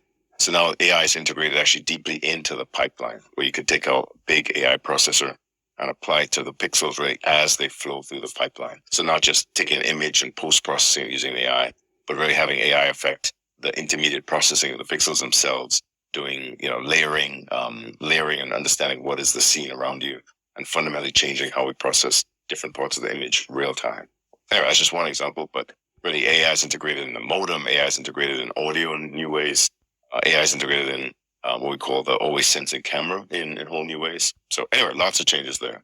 And let's just keep going. So big changes on graphics and CPU. I think no matter how you use your phone, you're going to be pretty happy with the improvements you're going to see on the 8 Gen 2. What are you personally most excited about? Like, what's the one, if you had to pick one thing? Sure. I'm a big gamer. Okay. But yeah, I'll confess I've not really been a handset gamer, a mobile gamer. So partly I'm a big guy with big fingers and things like that. But I do now have a Fold, which unfolds. It's great. It is great. Yeah. If your listeners haven't seen it, find somebody that has one and play with it. It's pretty cool. Anyway, so that gives you a nice big screen. Yeah. And then so now we have a feature called ray tracing. So I think a lot of people have heard of ray tracing. But it sounds cool, but as cool as it sounds, it looks much cooler than that, right? So if folks have a chance to see our demos, some of which we're going to put out, is just incredible how that looks. So I think the combination of all the raw horsepower and then some of these new gaming features on the 8 Gen 2, I'm pretty excited to get more into mobile gaming this year. I didn't have a PC capable of ray tracing until it's this laptop in front of me. 2020, right? Congratulations. Right, and so like, mobile ray tracing, not a thing I saw coming this year at all, because it's like, that's got to be 5 years down the road, right? Like, there's no way. Some of the shadow work and the lighting work is actually really impressive, and I think makes a big difference. Like, I do think that there is a disconnect between there are a lot of popular games that are pushing graphics, but a lot of them are kind of focused for maybe markets not like the US. It's we've seen a lot of gaming focus in like China, right? There's some crossover success. There's your Genshin impacts. But do you think that pushing a ray tracing and like improved graphics and to a certain extent like better than the Nintendo Switch graphics will kind of push developers and publishers to make AA and AAA games more aimed towards the West, or to get an audience in the West, instead of just like a clone of a clone of a clone of Candy Crush, which is when you open the Play Store, that's what you'll see, right? Like immediately. Yeah, it is different. I mean, it's amazing how different people use their phones in different regions, and Sydney gaming has been a big example of that, where in China there's this very flourishing ecosystem of where constant one-upping on technology and innovation on the gaming side. And yeah, in the US, people have used more consoles than PCs, right? So that's just for kind of high-end graphics-intensive games. But yeah, we think features like this are going to help. And then we're doing a lot at Qualcomm to try to keep pushing the envelope. So we've actually had a pretty deep partnership for a long time, and on ray tracing and other features as well, with the game engine developers to make sure that really those engines work in the best possible manner on the Snapdragon platform. So we have some deep partnerships there, and even some relationships with the game studios as well. So yeah, we're certainly encouraging that, and we think that features like this are going to help tip that scale and really open up mobile gaming. And you're never going to hear Qualcomm say anything different. Right? So remote play, which is not exactly cloud gaming, no, but it's on the modem, it's on It's on other kinds of connectivity to the chip. And so, yeah, you're going to see some really cool applications coming up. Yeah, the updates is another thing that I forgot. The updates, the crazy updates, do something to the technology inside of the gadget or the phone or the laptop or whatever, the Windows. That update, imagine the update gave you an extra button, you could record, you could do this, you could do that. The update was the update that did it. Thank you very much. And because the thing was advanced, the update was more advanced. You know what I mean? The AI was getting smarter, physically interacting and making it advanced, updating, advanced. I hear you can do that. I forgot the name. There's a tool that does that for the system update on your phone, and it does that. Okay, some people are smart. Look, I need to buy a new phone. I need to do many things in my life, but not now. I take it in time, right? You believe me? Intermix, hector, YouTube, right? Crazy. Just listen and reply, please. Note is you'll get 4 times the performance for those kinds of operations on the Gen 2 compared to the chip. And so, yeah, you're going to see some really cool applications coming up. And then, yeah, AI really is everywhere. It's on the modem. It's on other kinds of connectivity. We're using it to go on camera. We're using it for to enhance your audio experience. Yeah, so tons of great things coming enhanced by AI. Kind of on a technical level, you guys for the CPU are using a Cortex X3 primary core paired with 4 performance cores, 3 efficiency cores. Yes. Yes. Okay. Correct. Cool. Correct. I keep wanting to say 3 and 4, and that's not right because in my head I'm like, yeah, the number should get bigger as I go down, and it's like, no. I want to talk about 3. Yeah. I know. I'm gonna get it. I want to talk about those performance cores though, because you guys, it's almost 1, 2, 2. That's right. 3. 1, yeah. 2, 2, 3 is how we. Or 3. Yes. Yeah. So you have 2 715 cores, 2 710 cores. Right. What was? Okay. Now, now, another thing that I want to say is protocol, whatever you call that. There's 3 types. One, the AS Plus, or the AS Pro. There's 3 of them, right? And you go, what you can't fail that. You can't understand it. Why would they do 3 in one go? What are you talking about? Samsung or whoever making the laptop or the rocket, whoever's doing it, the technology, any AI, anything in your mind combined with YouTube, Facebook, Google, different buttons that they are going to apply to it. You pay, press that button, put your key card in there or your PayPal account, and you'll be inside this button that's doing new things for you. You share, you do whatever. YouTube, Facebook, everybody's doing new things. They want to be things to do, multi-money, not multi-money, multi-like groups, pages, spaceships, extraterrestrial, everything in power of technology advance. So when the phone gets like, so it's got to now create new games, new movies, new understanding, new downloads, faster, quicker downloads. They won't care if you were going to steal the movie because someone recorded with a camera in the cinema. It doesn't matter, pirate or not. They don't give a stuff. As long as you don't get a virus or you don't do this or the algorithm fucked you up, whoever did fuck. Anyway, all the updates, there's going to three different model type. A1, A1 Plus, A1 Pro. I don't know. Don't ask me how they do this. I don't even know what I'm saying. So they could have 3 different spaceship.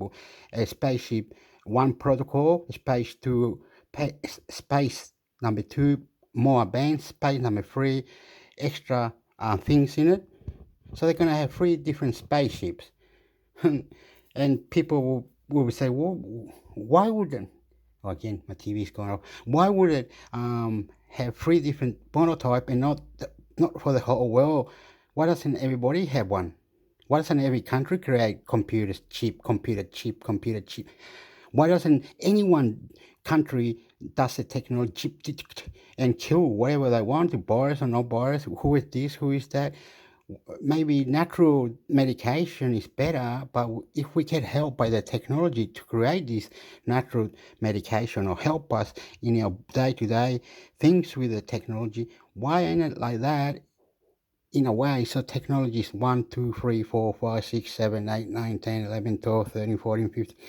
Anyway, the update, the games gets more complicated, the game gets more updated, the game is better, things go ballistic, crazy things. There's going to be 3 types: A1, A plus, whatever, A Pro or whatever. There's probably 4.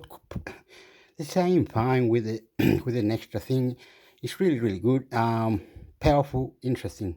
It's 1, 2, 2. It's actually, that's right. 3, 1, yeah. 2, 2, 3 is how we. Or 3, yes. Sometimes, Yeah.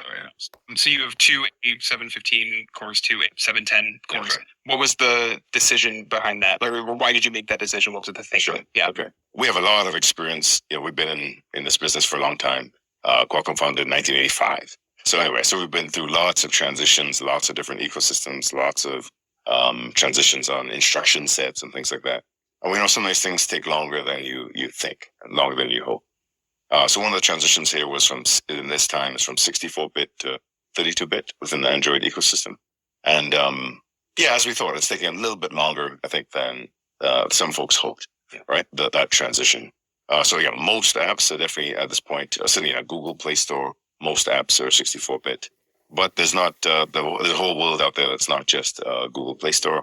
So there's lots of Play Stores, in particular in China, for example. OEMs tend to have a Play Store, and then different different kind of cloud ecosystem companies have different Play Stores. Anyway, so lots of Play Stores. And then even in the US, even if you're a Google Play Store primarily, you might have a secondary Play Store you use, or you might sideload apps because there's particular apps that you know and love. Right. So one of the things that's interesting is the 715 is a great processor, but actually doesn't support 32-bit apps, where the 710 does. So we want to make sure that we had a powerful core there ready to support 32-bit apps for people that have 32-bit apps that they know and love, that they want to use, on the 8 Gen 2. So it's just this is like a backwards compatibility thing. It's got just to kind of ease this transition because we know firsthand. I think as we're rolling out compute Windows and Snapdragon compute solutions, etc. So we know sometimes even if 99% of apps work, it's really important. Oopala, I cut it. Shit, I got a frog in my throat. Anyway, talking about Apple Store or third-party store or what you call it, Google Store, whatever, to get your apps and everything, they also contribute on things that you got to read the right print at the end. If they're going to take your information, how they take the be careful what app. If you don't use the app, try it out. Don't like the app, try it out after a while. But these new apps could help you to have hidden settings or the number, press in the different settings. Going through these apps that are system updating or recording or helping or introducing and system they got, and it will go into your system and it blur boo into the system. So the app is about putting new demo system into your system, then your system with your system, all from one app, and they come and your phone is going to react with that app, and they start going and then say this phone needs this, and 4 months later they'll have you getting some really fantastic updates. And China and everyone and everywhere, they have an engine, a search engine, only for their country. So they should have this all around the world, you understand? Why talk about China when Cuba, Venezuela, Argentina, Brazil, Sweden, why don't they all have a different engine? Why don't they all have different computers to sell? They say, I made my own computer in Sweden and it's this one like this.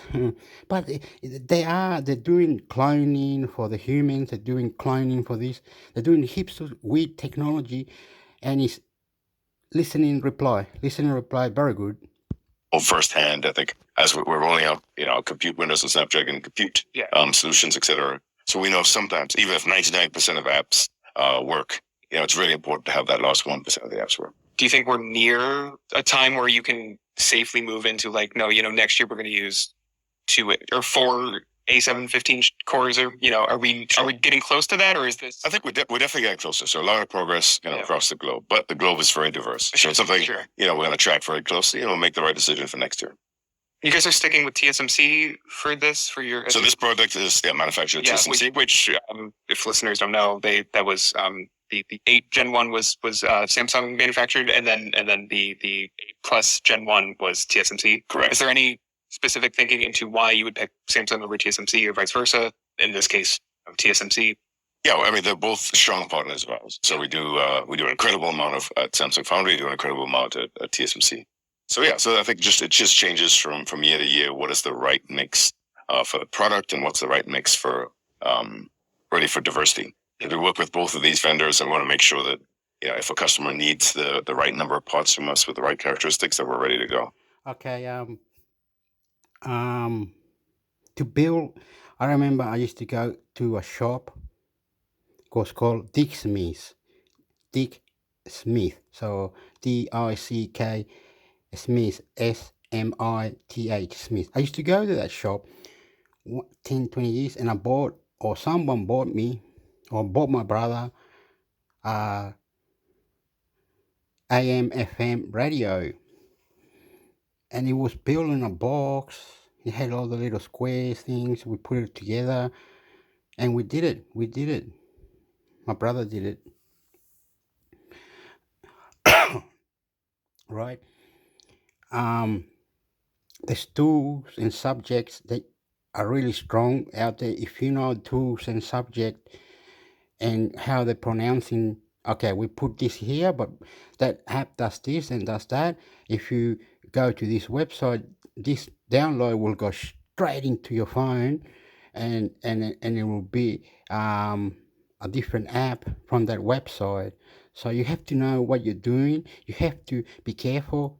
You could do many. While shitty new phone could be updated so much quicker, and you could blow up your phone and kill it, right? I don't know. Or they could have already technology talking to the extraterrestrial on the name of God in the Bible. Us Africans, us Fijian, us Chileans, us Argentinian, Peruvian, Australia, New Zealand, we can all be out in extraterrestrial new technology. Why don't we create something different, and we do something extraordinary? My love. Oh, se cortó. The right mix for ready for diversity. If listeners don't know, that was the 8 Gen 1 was Samsung manufactured, and then the 8 Plus Gen 1 was TSMC. Correct. Is there any specific thinking into why you would pick Samsung over TSMC or vice versa? In this case, TSMC. Yeah, I mean, they're both strong partners of ours. So we do an incredible amount at Samsung Foundry, do an incredible amount at TSMC. So yeah, so I think it just changes from year to year. What is the right mix for the product, and what's the right mix for ready for diversity? We work with both of these vendors, and we want to make sure that if a customer needs the right number of parts from us with the right characteristics, that we're ready to go. So there's nothing specific about either one, but this time the right decision was definitely to be at TSMC. The 8 Gen 1 was a good chip, but it had some throttling issues, or at least, I've definitely had. I just reviewed the Sony Xperia 5 Mark IV, and that phone got a little hot under load. Okay. That was 8 Gen 1 versus I have the full 4. We were talking about foldables. It's 8 Plus. Is that what you have? That's what I have. Yeah. It's such a fun phone. It is. It is. It's great. You mentioned gaming. Like that was like that's what I've used it like the most for. It's just because it's such. Yeah. I also have like pretty big hands, and it's so much more comfortable. It really is. It really is. It's a very serious business phone. Yeah. But it's very fun. Yeah. It is. It can do both. But that phone is kept really cool under there. Sure. We saw a lot of, I think, advancements in that. I assume, I mean, I'll have to get my hands on hardware, but like it does seem like by sticking with TSMC, we might see the same kind of advantages, I guess. Yeah. Yeah. I mean, the 8 Gen 1 was a great device, and we were very proud of it, proud of the technology we backed in there. But there is this dynamic range, right? At the peak use cases, it does consume a lot of power, which is always going to be the case in now a modern smartphone SoC, just because there's so much power. You talked about it being the same capabilities that are on your laptop there. Ray tracing are in this tiny phone that's very thin, right? And so, yeah, it's a tremendous engineering challenge. But the 8 Plus Gen 1 did do a big step forward in power efficiency. And so, yeah, as you said, really we can do some use cases that are pretty special on that 8 Plus Gen 1. Then the 8 Gen 2 builds upon that foundation, adds another round of pretty amazing technology, but maintains that same level of kind of industry-leading power efficiency. So, yeah, I think people are going to be very happy with the 8 Gen 2. Awesome. This is Qualcomm. I want to talk a little bit about networking real quick. That's the thing. The X70 5G modem, it's advanced. You guys have dual SIM, dual active this year. Yes. I'm actually really interested in like the Fast Connect 7800. Sure. Specifically Wi-Fi 7. Okay. You know, we talked about backwards compatibility with 32-bit. This feels like forwards compatibility. Is that a good way to put it? It's like, sure. Well, because so TP-Link just announced a Wi-Fi 7 router. As far as I know, that might not be the first one, but it's the first one that I like noticed. It was 5 days ago, I think. Is that kind of you guys like prepping for the future? Because like I still feel new to 6E. You know what I mean? Like I just got a 6E router this year, and it's like I'm like, oh my god, we're like already in Wi-Fi. I'm gonna have to go get another router. Like, yeah, there's no question. There's a fast pace of innovation on the Wi-Fi side. But actually, if you look at the sort of the generations, Wi-Fi 6 adoption actually was faster than the previous generations of Wi-Fi. So things seem to be speeding up in terms of adoption.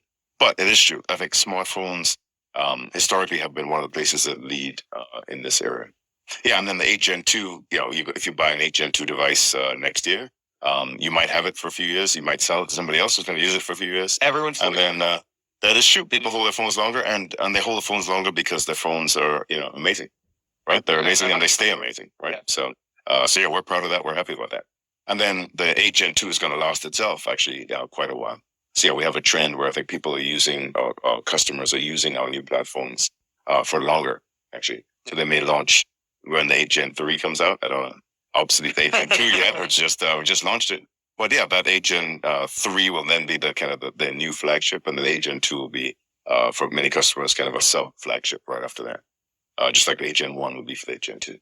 So we plan for the long term. The other thing is the 7800 combines, of course, multiple different technologies, Wi-Fi as well, Bluetooth. Right.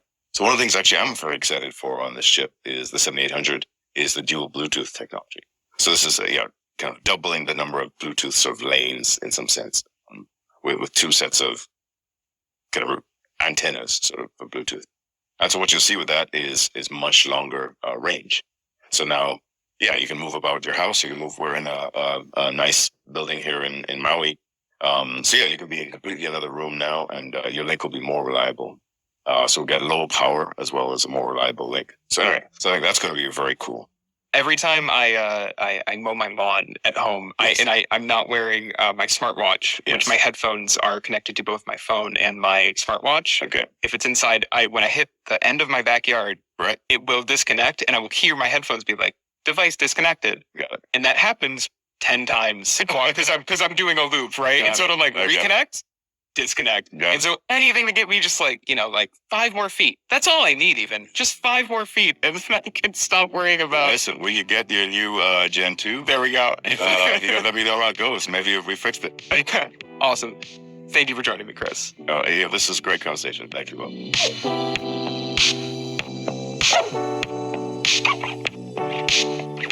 Our thanks to Will for that segment. And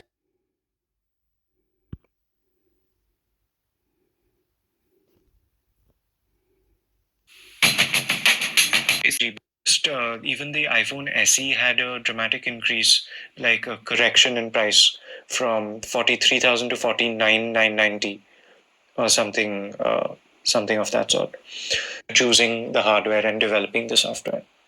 So I think when everybody saw, that yes, it's... Yes, the iPhone 15 should have the same hardware technology, but with a little bit extras and about whatever. But the updates and the other things, the apps and how you use it is up to you.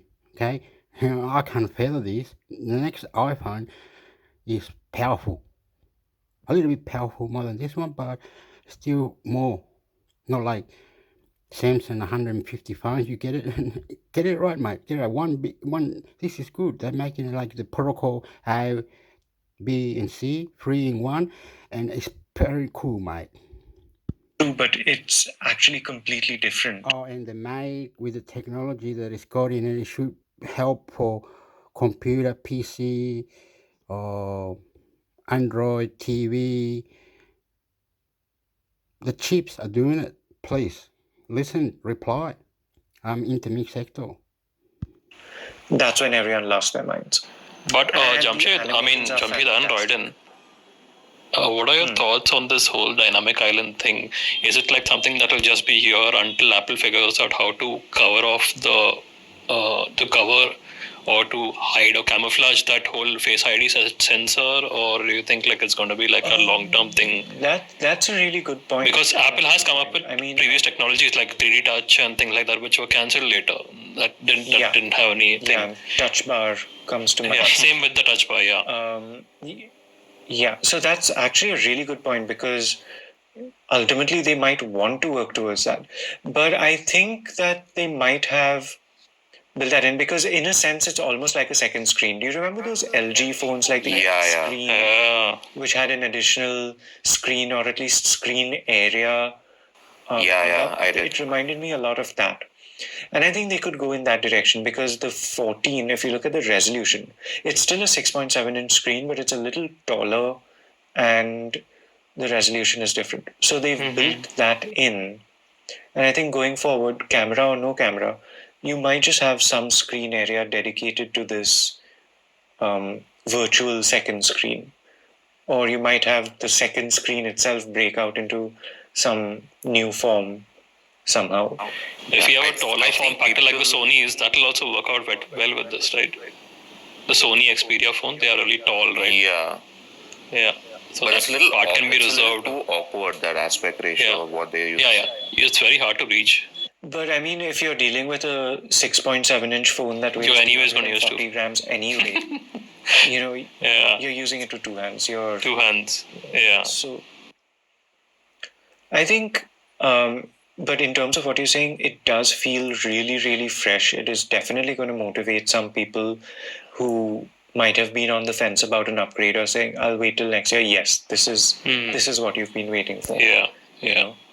And Apple does have a point in that it is sort of transformative. It is a completely new way to use your phone. It's a completely new way to have information at your fingertips. Did you get a chance to try out the always-on display? How was that like? Try out? I saw it in person. It's really interesting. It's a completely different implementation to how Android phones from various manufacturers have done it. Because it's not like a minimalist text-only screen. It's not a plain black background or whatever. It is your lock screen. The always-on screen is your lock screen. It's just dimmed. It just refreshes at 1 hertz. So, for example, if you see something like a timer, correct, and it goes down below 1 minute, so there's no seconds display on the timer until it goes down below 1 minute. And then the screen refreshes at 1 hertz, and you'll see the seconds count down. So that's really interesting, and the way they have used machine learning on device to edit your wallpaper into a low power version, so that you still see color, you still see texture, you still see detail, you still see gradients, but it's just dim without losing the detail of I So something similar to like an Apple Watch always on display. I can't say that for sure, but I think you should see it yourself for sure. And it's also in the way that several background apps work. So if you're doing something like recording a voice note or whatever, when you go to the lock screen or when you go to the always on screen, it will continue to show you that activity. So it almost, changes the entire paradigm of locking your phone. Interesting. What about this whole thing about moving to the iPhone 14 Plus? It's called the Plus, right? Yeah. I mean, they just retain the older chipset, like A15. It is from the older 13. A15 Bionic, but it's a 5-core. version of it's a version of it that was in last year's Pros, which means that it has one additional GPU core. And also they say there's a whole new cooling system. So I expect, and I mean, Apple doesn't talk about SoC specs and certainly wouldn't go into detail of like how it throttles under heat. We know that the Mini from last year had a different thermal behavior to the vanilla iPhone 13. So it remains to be seen whether there's actually a benefit if there's more thermal headroom for the iPhone 14 Plus, which would be good for gaming because you've got the large screen. Yeah. Oh, and by the way, it's significantly lighter when you have both of them in your hands. The Pro Maxes have always, to me at least, felt a little too heavy, too bulky, too unwieldy. Yeah. But this one is not. It's really not.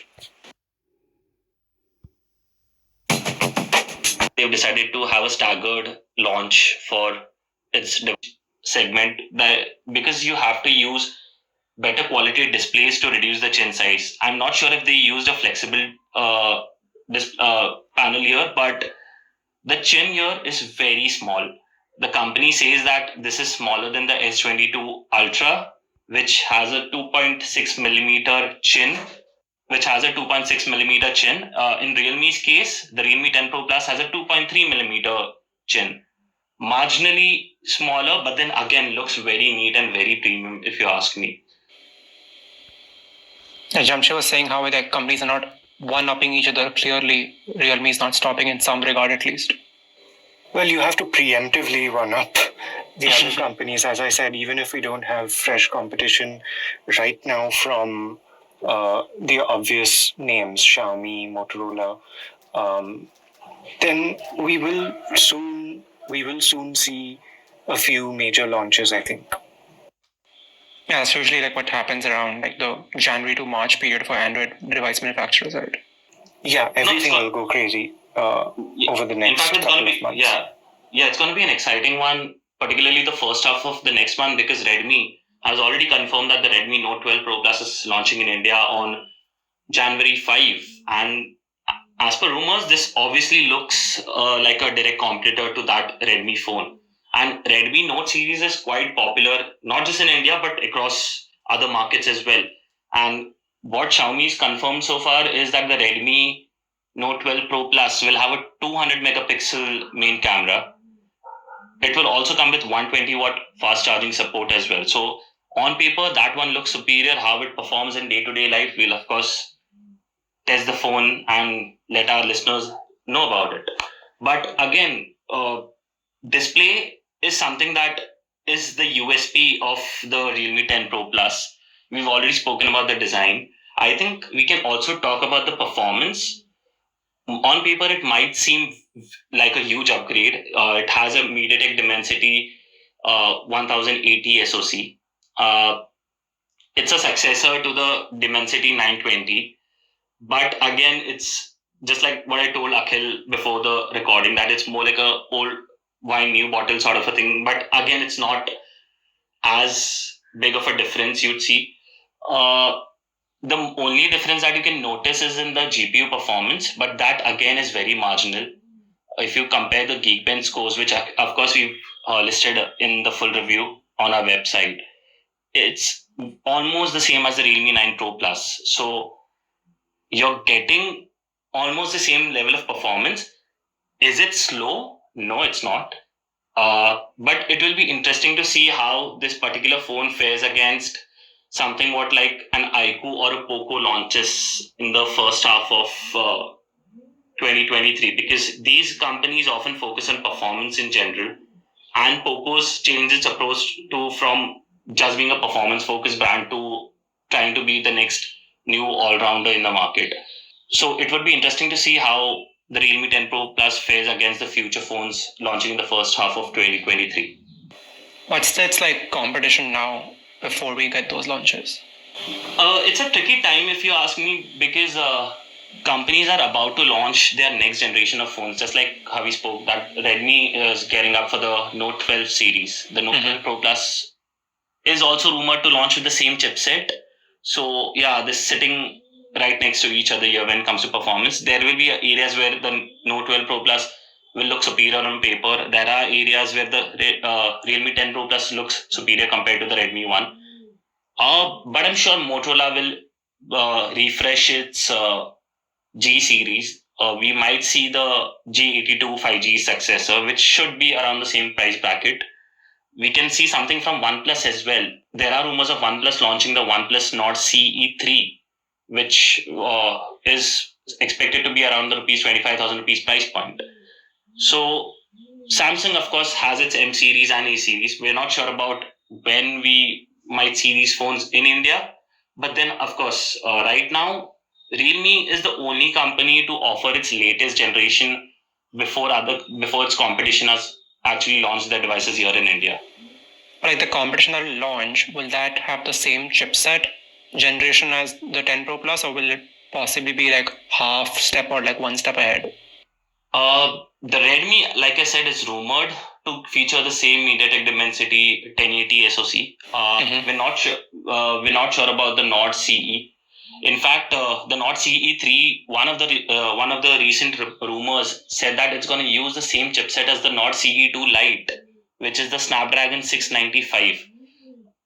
That on paper is inferior to the Dimensity 1080. So on paper that is. So I'm not sure how things are gonna fare there. But Samsung has never targeted performance like max performance. It's always targeted on providing a more of a all-rounder device that can do everything just right. So again, the arch rivals would be Redmi and Realme, and both are using the same chipset. Redmi, of course, it's rumored. There's nothing firm from them yet. But Realme, I don't know. It's probably a MediaTek thing wherein they decided to just focus more on the premium 8 series and 9 series.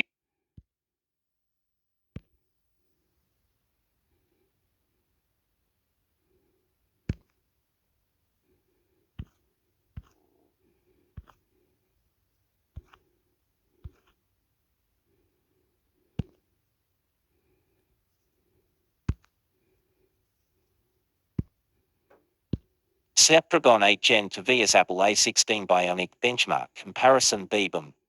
After Qualcomm announced the Snapdragon 8 Gen 2, we did a thorough specifications comparison between Snapdragon 8 Gen 2 and A16 Bionic. And now that benchmark numbers have been revealed, we have compiled all the test data. So you can find out which chipset is more powerful and efficient overall. In this article, we bring you a benchmark comparison between the Snapdragon 8 Gen 2 vs Apple A16 Bionic to compare the CPU and GPU performance of the two chipsets. Snapdragon 8 Gen 2 vs Apple A16 Bionic benchmarks 2022. In this benchmark comparison between Snapdragon 8 Gen 2 and A16 Bionic, we have included scores from Geekbench, Enter2, 3DMark, and GSX Bench. Both the CPU and GPU have been rigorously tested on both processors, and we have shared our findings. On that note, we dive into this guide. Note, we tested the Snapdragon 8 Gen 2 on a prototype device provided by Qualcomm at its launch event in Hawaii. We have used the iPhone 14 Pro for A16 Bionic benchmarks in this article. Snapdragon 8 Gen 2 vs A16 Bionic specs comparison. Before the benchmark comparison, let's take a look at the specs sheet of the Snapdragon 8 Gen 2 and Apple A16 Bionic.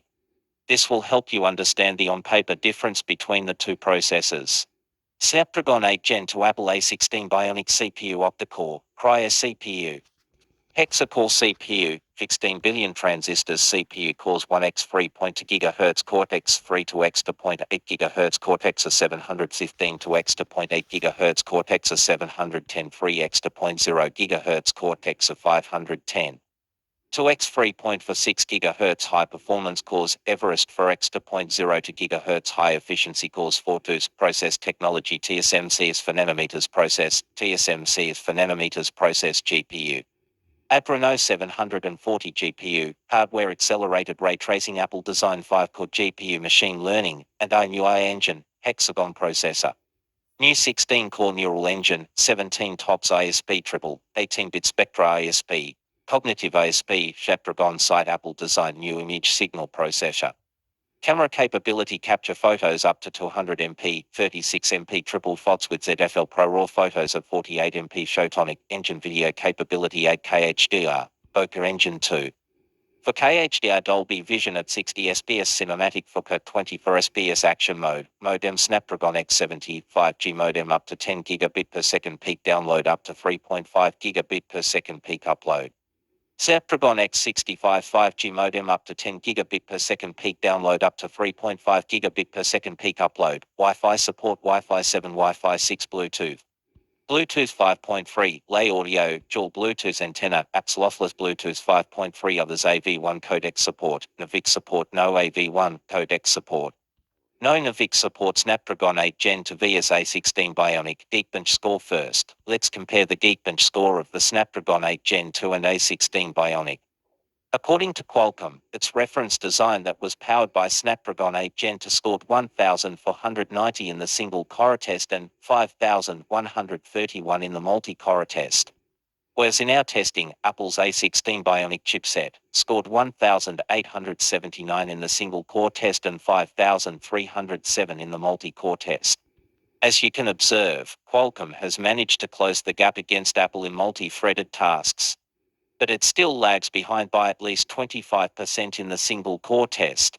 Remember, the benchmark score has been obtained from the prototype device by Qualcomm and not an OEM zone, so we can expect slightly higher numbers in the coming weeks. Some manufacturers may draw more performance out of the Snapdragon 8 Gen 2 with more optimization. On the prototype device, the Prime Cortex 3 core is clocked at 3.19 GHz, which is what the standard Snapdragon 8 Gen 2 offers. However, if we go by Universace's recent tweet, it said that Samsung users in Europe will get a higher clock CPU from Qualcomm for the Galaxy S23 series. It says that the Cortex 3 core will be clocked at 3.36 GHz, which means the single-core performance will get even closer to A16 Bionic's figure. For your information, A16 Bionic's powerful Everest core can operate at 3.5 GHz. To sum up, the Snapdragon 8 Gen 2 chipset indeed has a powerful CPU cluster. And it's right up there with A16 Bionic in terms of multi-threaded tasks. However, in terms of single-core performance, the 8 Gen 2 isn't as powerful as the A16 Bionic. Maybe that will change with the Snapdragon 8 Plus Gen 2 release or the Samsung Galaxy S23 series launch. Snapdragon 8 Gen 2 vs A16 Bionic AnTuTu score at the Snapdragon Summit 2022. We performed an AnTuTu test on the prototype device powered by the Snapdragon 8 Gen 2. It scored a whopping 1,276,749 points. That's way higher than A16 Bionic's 890,344 points in the AnTuTu benchmark test. Note that AnTuTu gives an aggregated score, combining the evaluation from CPU, GPU, memory, and user experience tests. If we take a look at the specific scores, the Snapdragon 8 Gen 2's CPU performance scored to 170,867, which is slightly higher than what A16 Bionic CPU achieved in the AnTuTu test. As for the GPU, the 8 Gen 2 peaked at 567,801 and is way ahead of the A16 Bionic's 5-core GPU, which scored for 110,588. And since Snapdragon 8 Gen 2 supports SLATA's storage and LPDDR5X memory standards, it stands out with a score of 239,879 as compared to Apple's Silicon. Here, the A16 Bionic significantly lags behind in this department as it utilizes LPDDR5 memory, which is 33% slower than LPDDR5X. Finally, in the user experience test, the Snapdragon 8 Gen 2 scored 198,202 points, whereas the A16 Bionic scored 146,231 points. Basically, the Snapdragon 8 Gen 2 pulls ahead of the A16 Bionic in the AnTuTu benchmark by a huge margin. Snapdragon 8 Gen 2 vs Apple A16 Bionic 3D Mark test. Moving to the first GPU benchmarking test between the Snapdragon 8 Gen 2 and A16 Bionic. The results surprised us. For the first time, Qualcomm has defeated Apple in GPU performance. The Adreno 740 GPU on the Snapdragon 8 Gen 2 scored 81.3 SPS in the 3D Mark Wildlife test and 22.5 SPS in the 3D Mark Wildlife Extreme test. According to our testing, A16 Bionics 5-core GPU on iPhone 14 Pro achieved 59.4 SPS in the 3D Mark Wildlife test and 19.2 SPS in the 3D Mark Wildlife Extreme test. That's a considerable difference in GPU performance between the two processors. Even if we consider the overall 3D Mark benchmark scores, Snapdragon 8 Gen 2 scored 13,575 and 3,764 in the normal and extreme tests, respectively. Whereas the A16 Bionic maxed out in the normal test and scored 3,200 in the extreme test. Note that 3D Mark shows maxed out when the device hits the vertical think limit of the test, which means the test is too lightweight for the device. Basically, the GPU gain on the Snapdragon 8 Gen 2 is huge. And if we consider efficiency numbers provided by Qualcomm, well, its GPU is undoubtedly as efficient as the A16 Bionics GPU. Snapdragon 8 Gen 2 vs Apple A16 Bionic GSX Bench Test. GSX Bench is another intensive graphics benchmark test, and the trend is similar to what we observed in the 3D Mark tests. Snapdragon 8 Gen 2 trumps A16 Bionic in peak SPS on this benchmark test. In the GSX Bench Manhattan 3.0 off-screen 1080p test, the Adreno 740 GPU on the FD8 Gen 2 powered prototype device scored 332 SPF, whereas A16 Bionics GPU could only muster 243 SPF.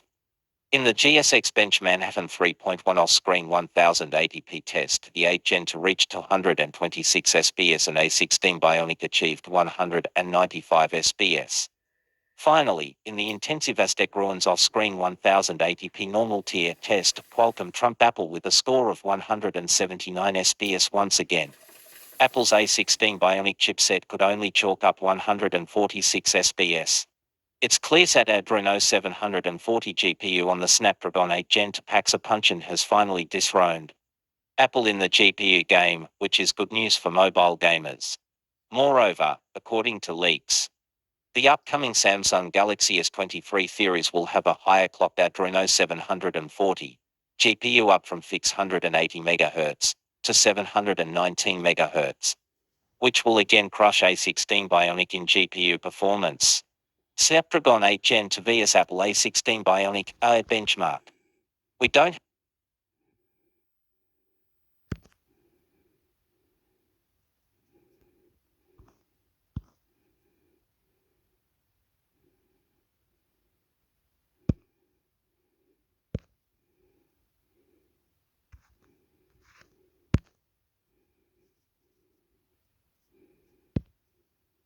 13th Gen Intel Core i9-13900K review, a power-hungry beast. Beebum. The new Raptor Lake architecture empowers Intel's new 13th generation processor lineup, which has been out for a while now. The Core i9-13900K is the highest-end CPU in Intel's 13th gen lineup, and we got a chance to spend a couple of weeks with this beastly processor. We have tested the Core i9-13900K under various workloads and bring you this in-depth review.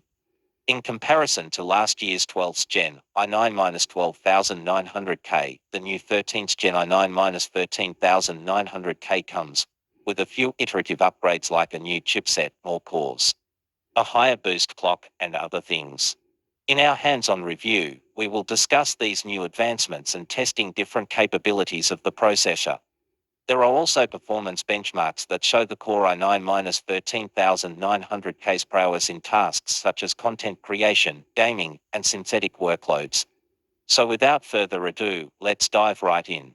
Intel 13th Gen Core i9-13900K CPU Review 2022. What's new in Intel 13th Gen processors? Raptor Lake Architecture. The new 13th Gen CPUs from Intel are designed on Raptor Lake Architecture.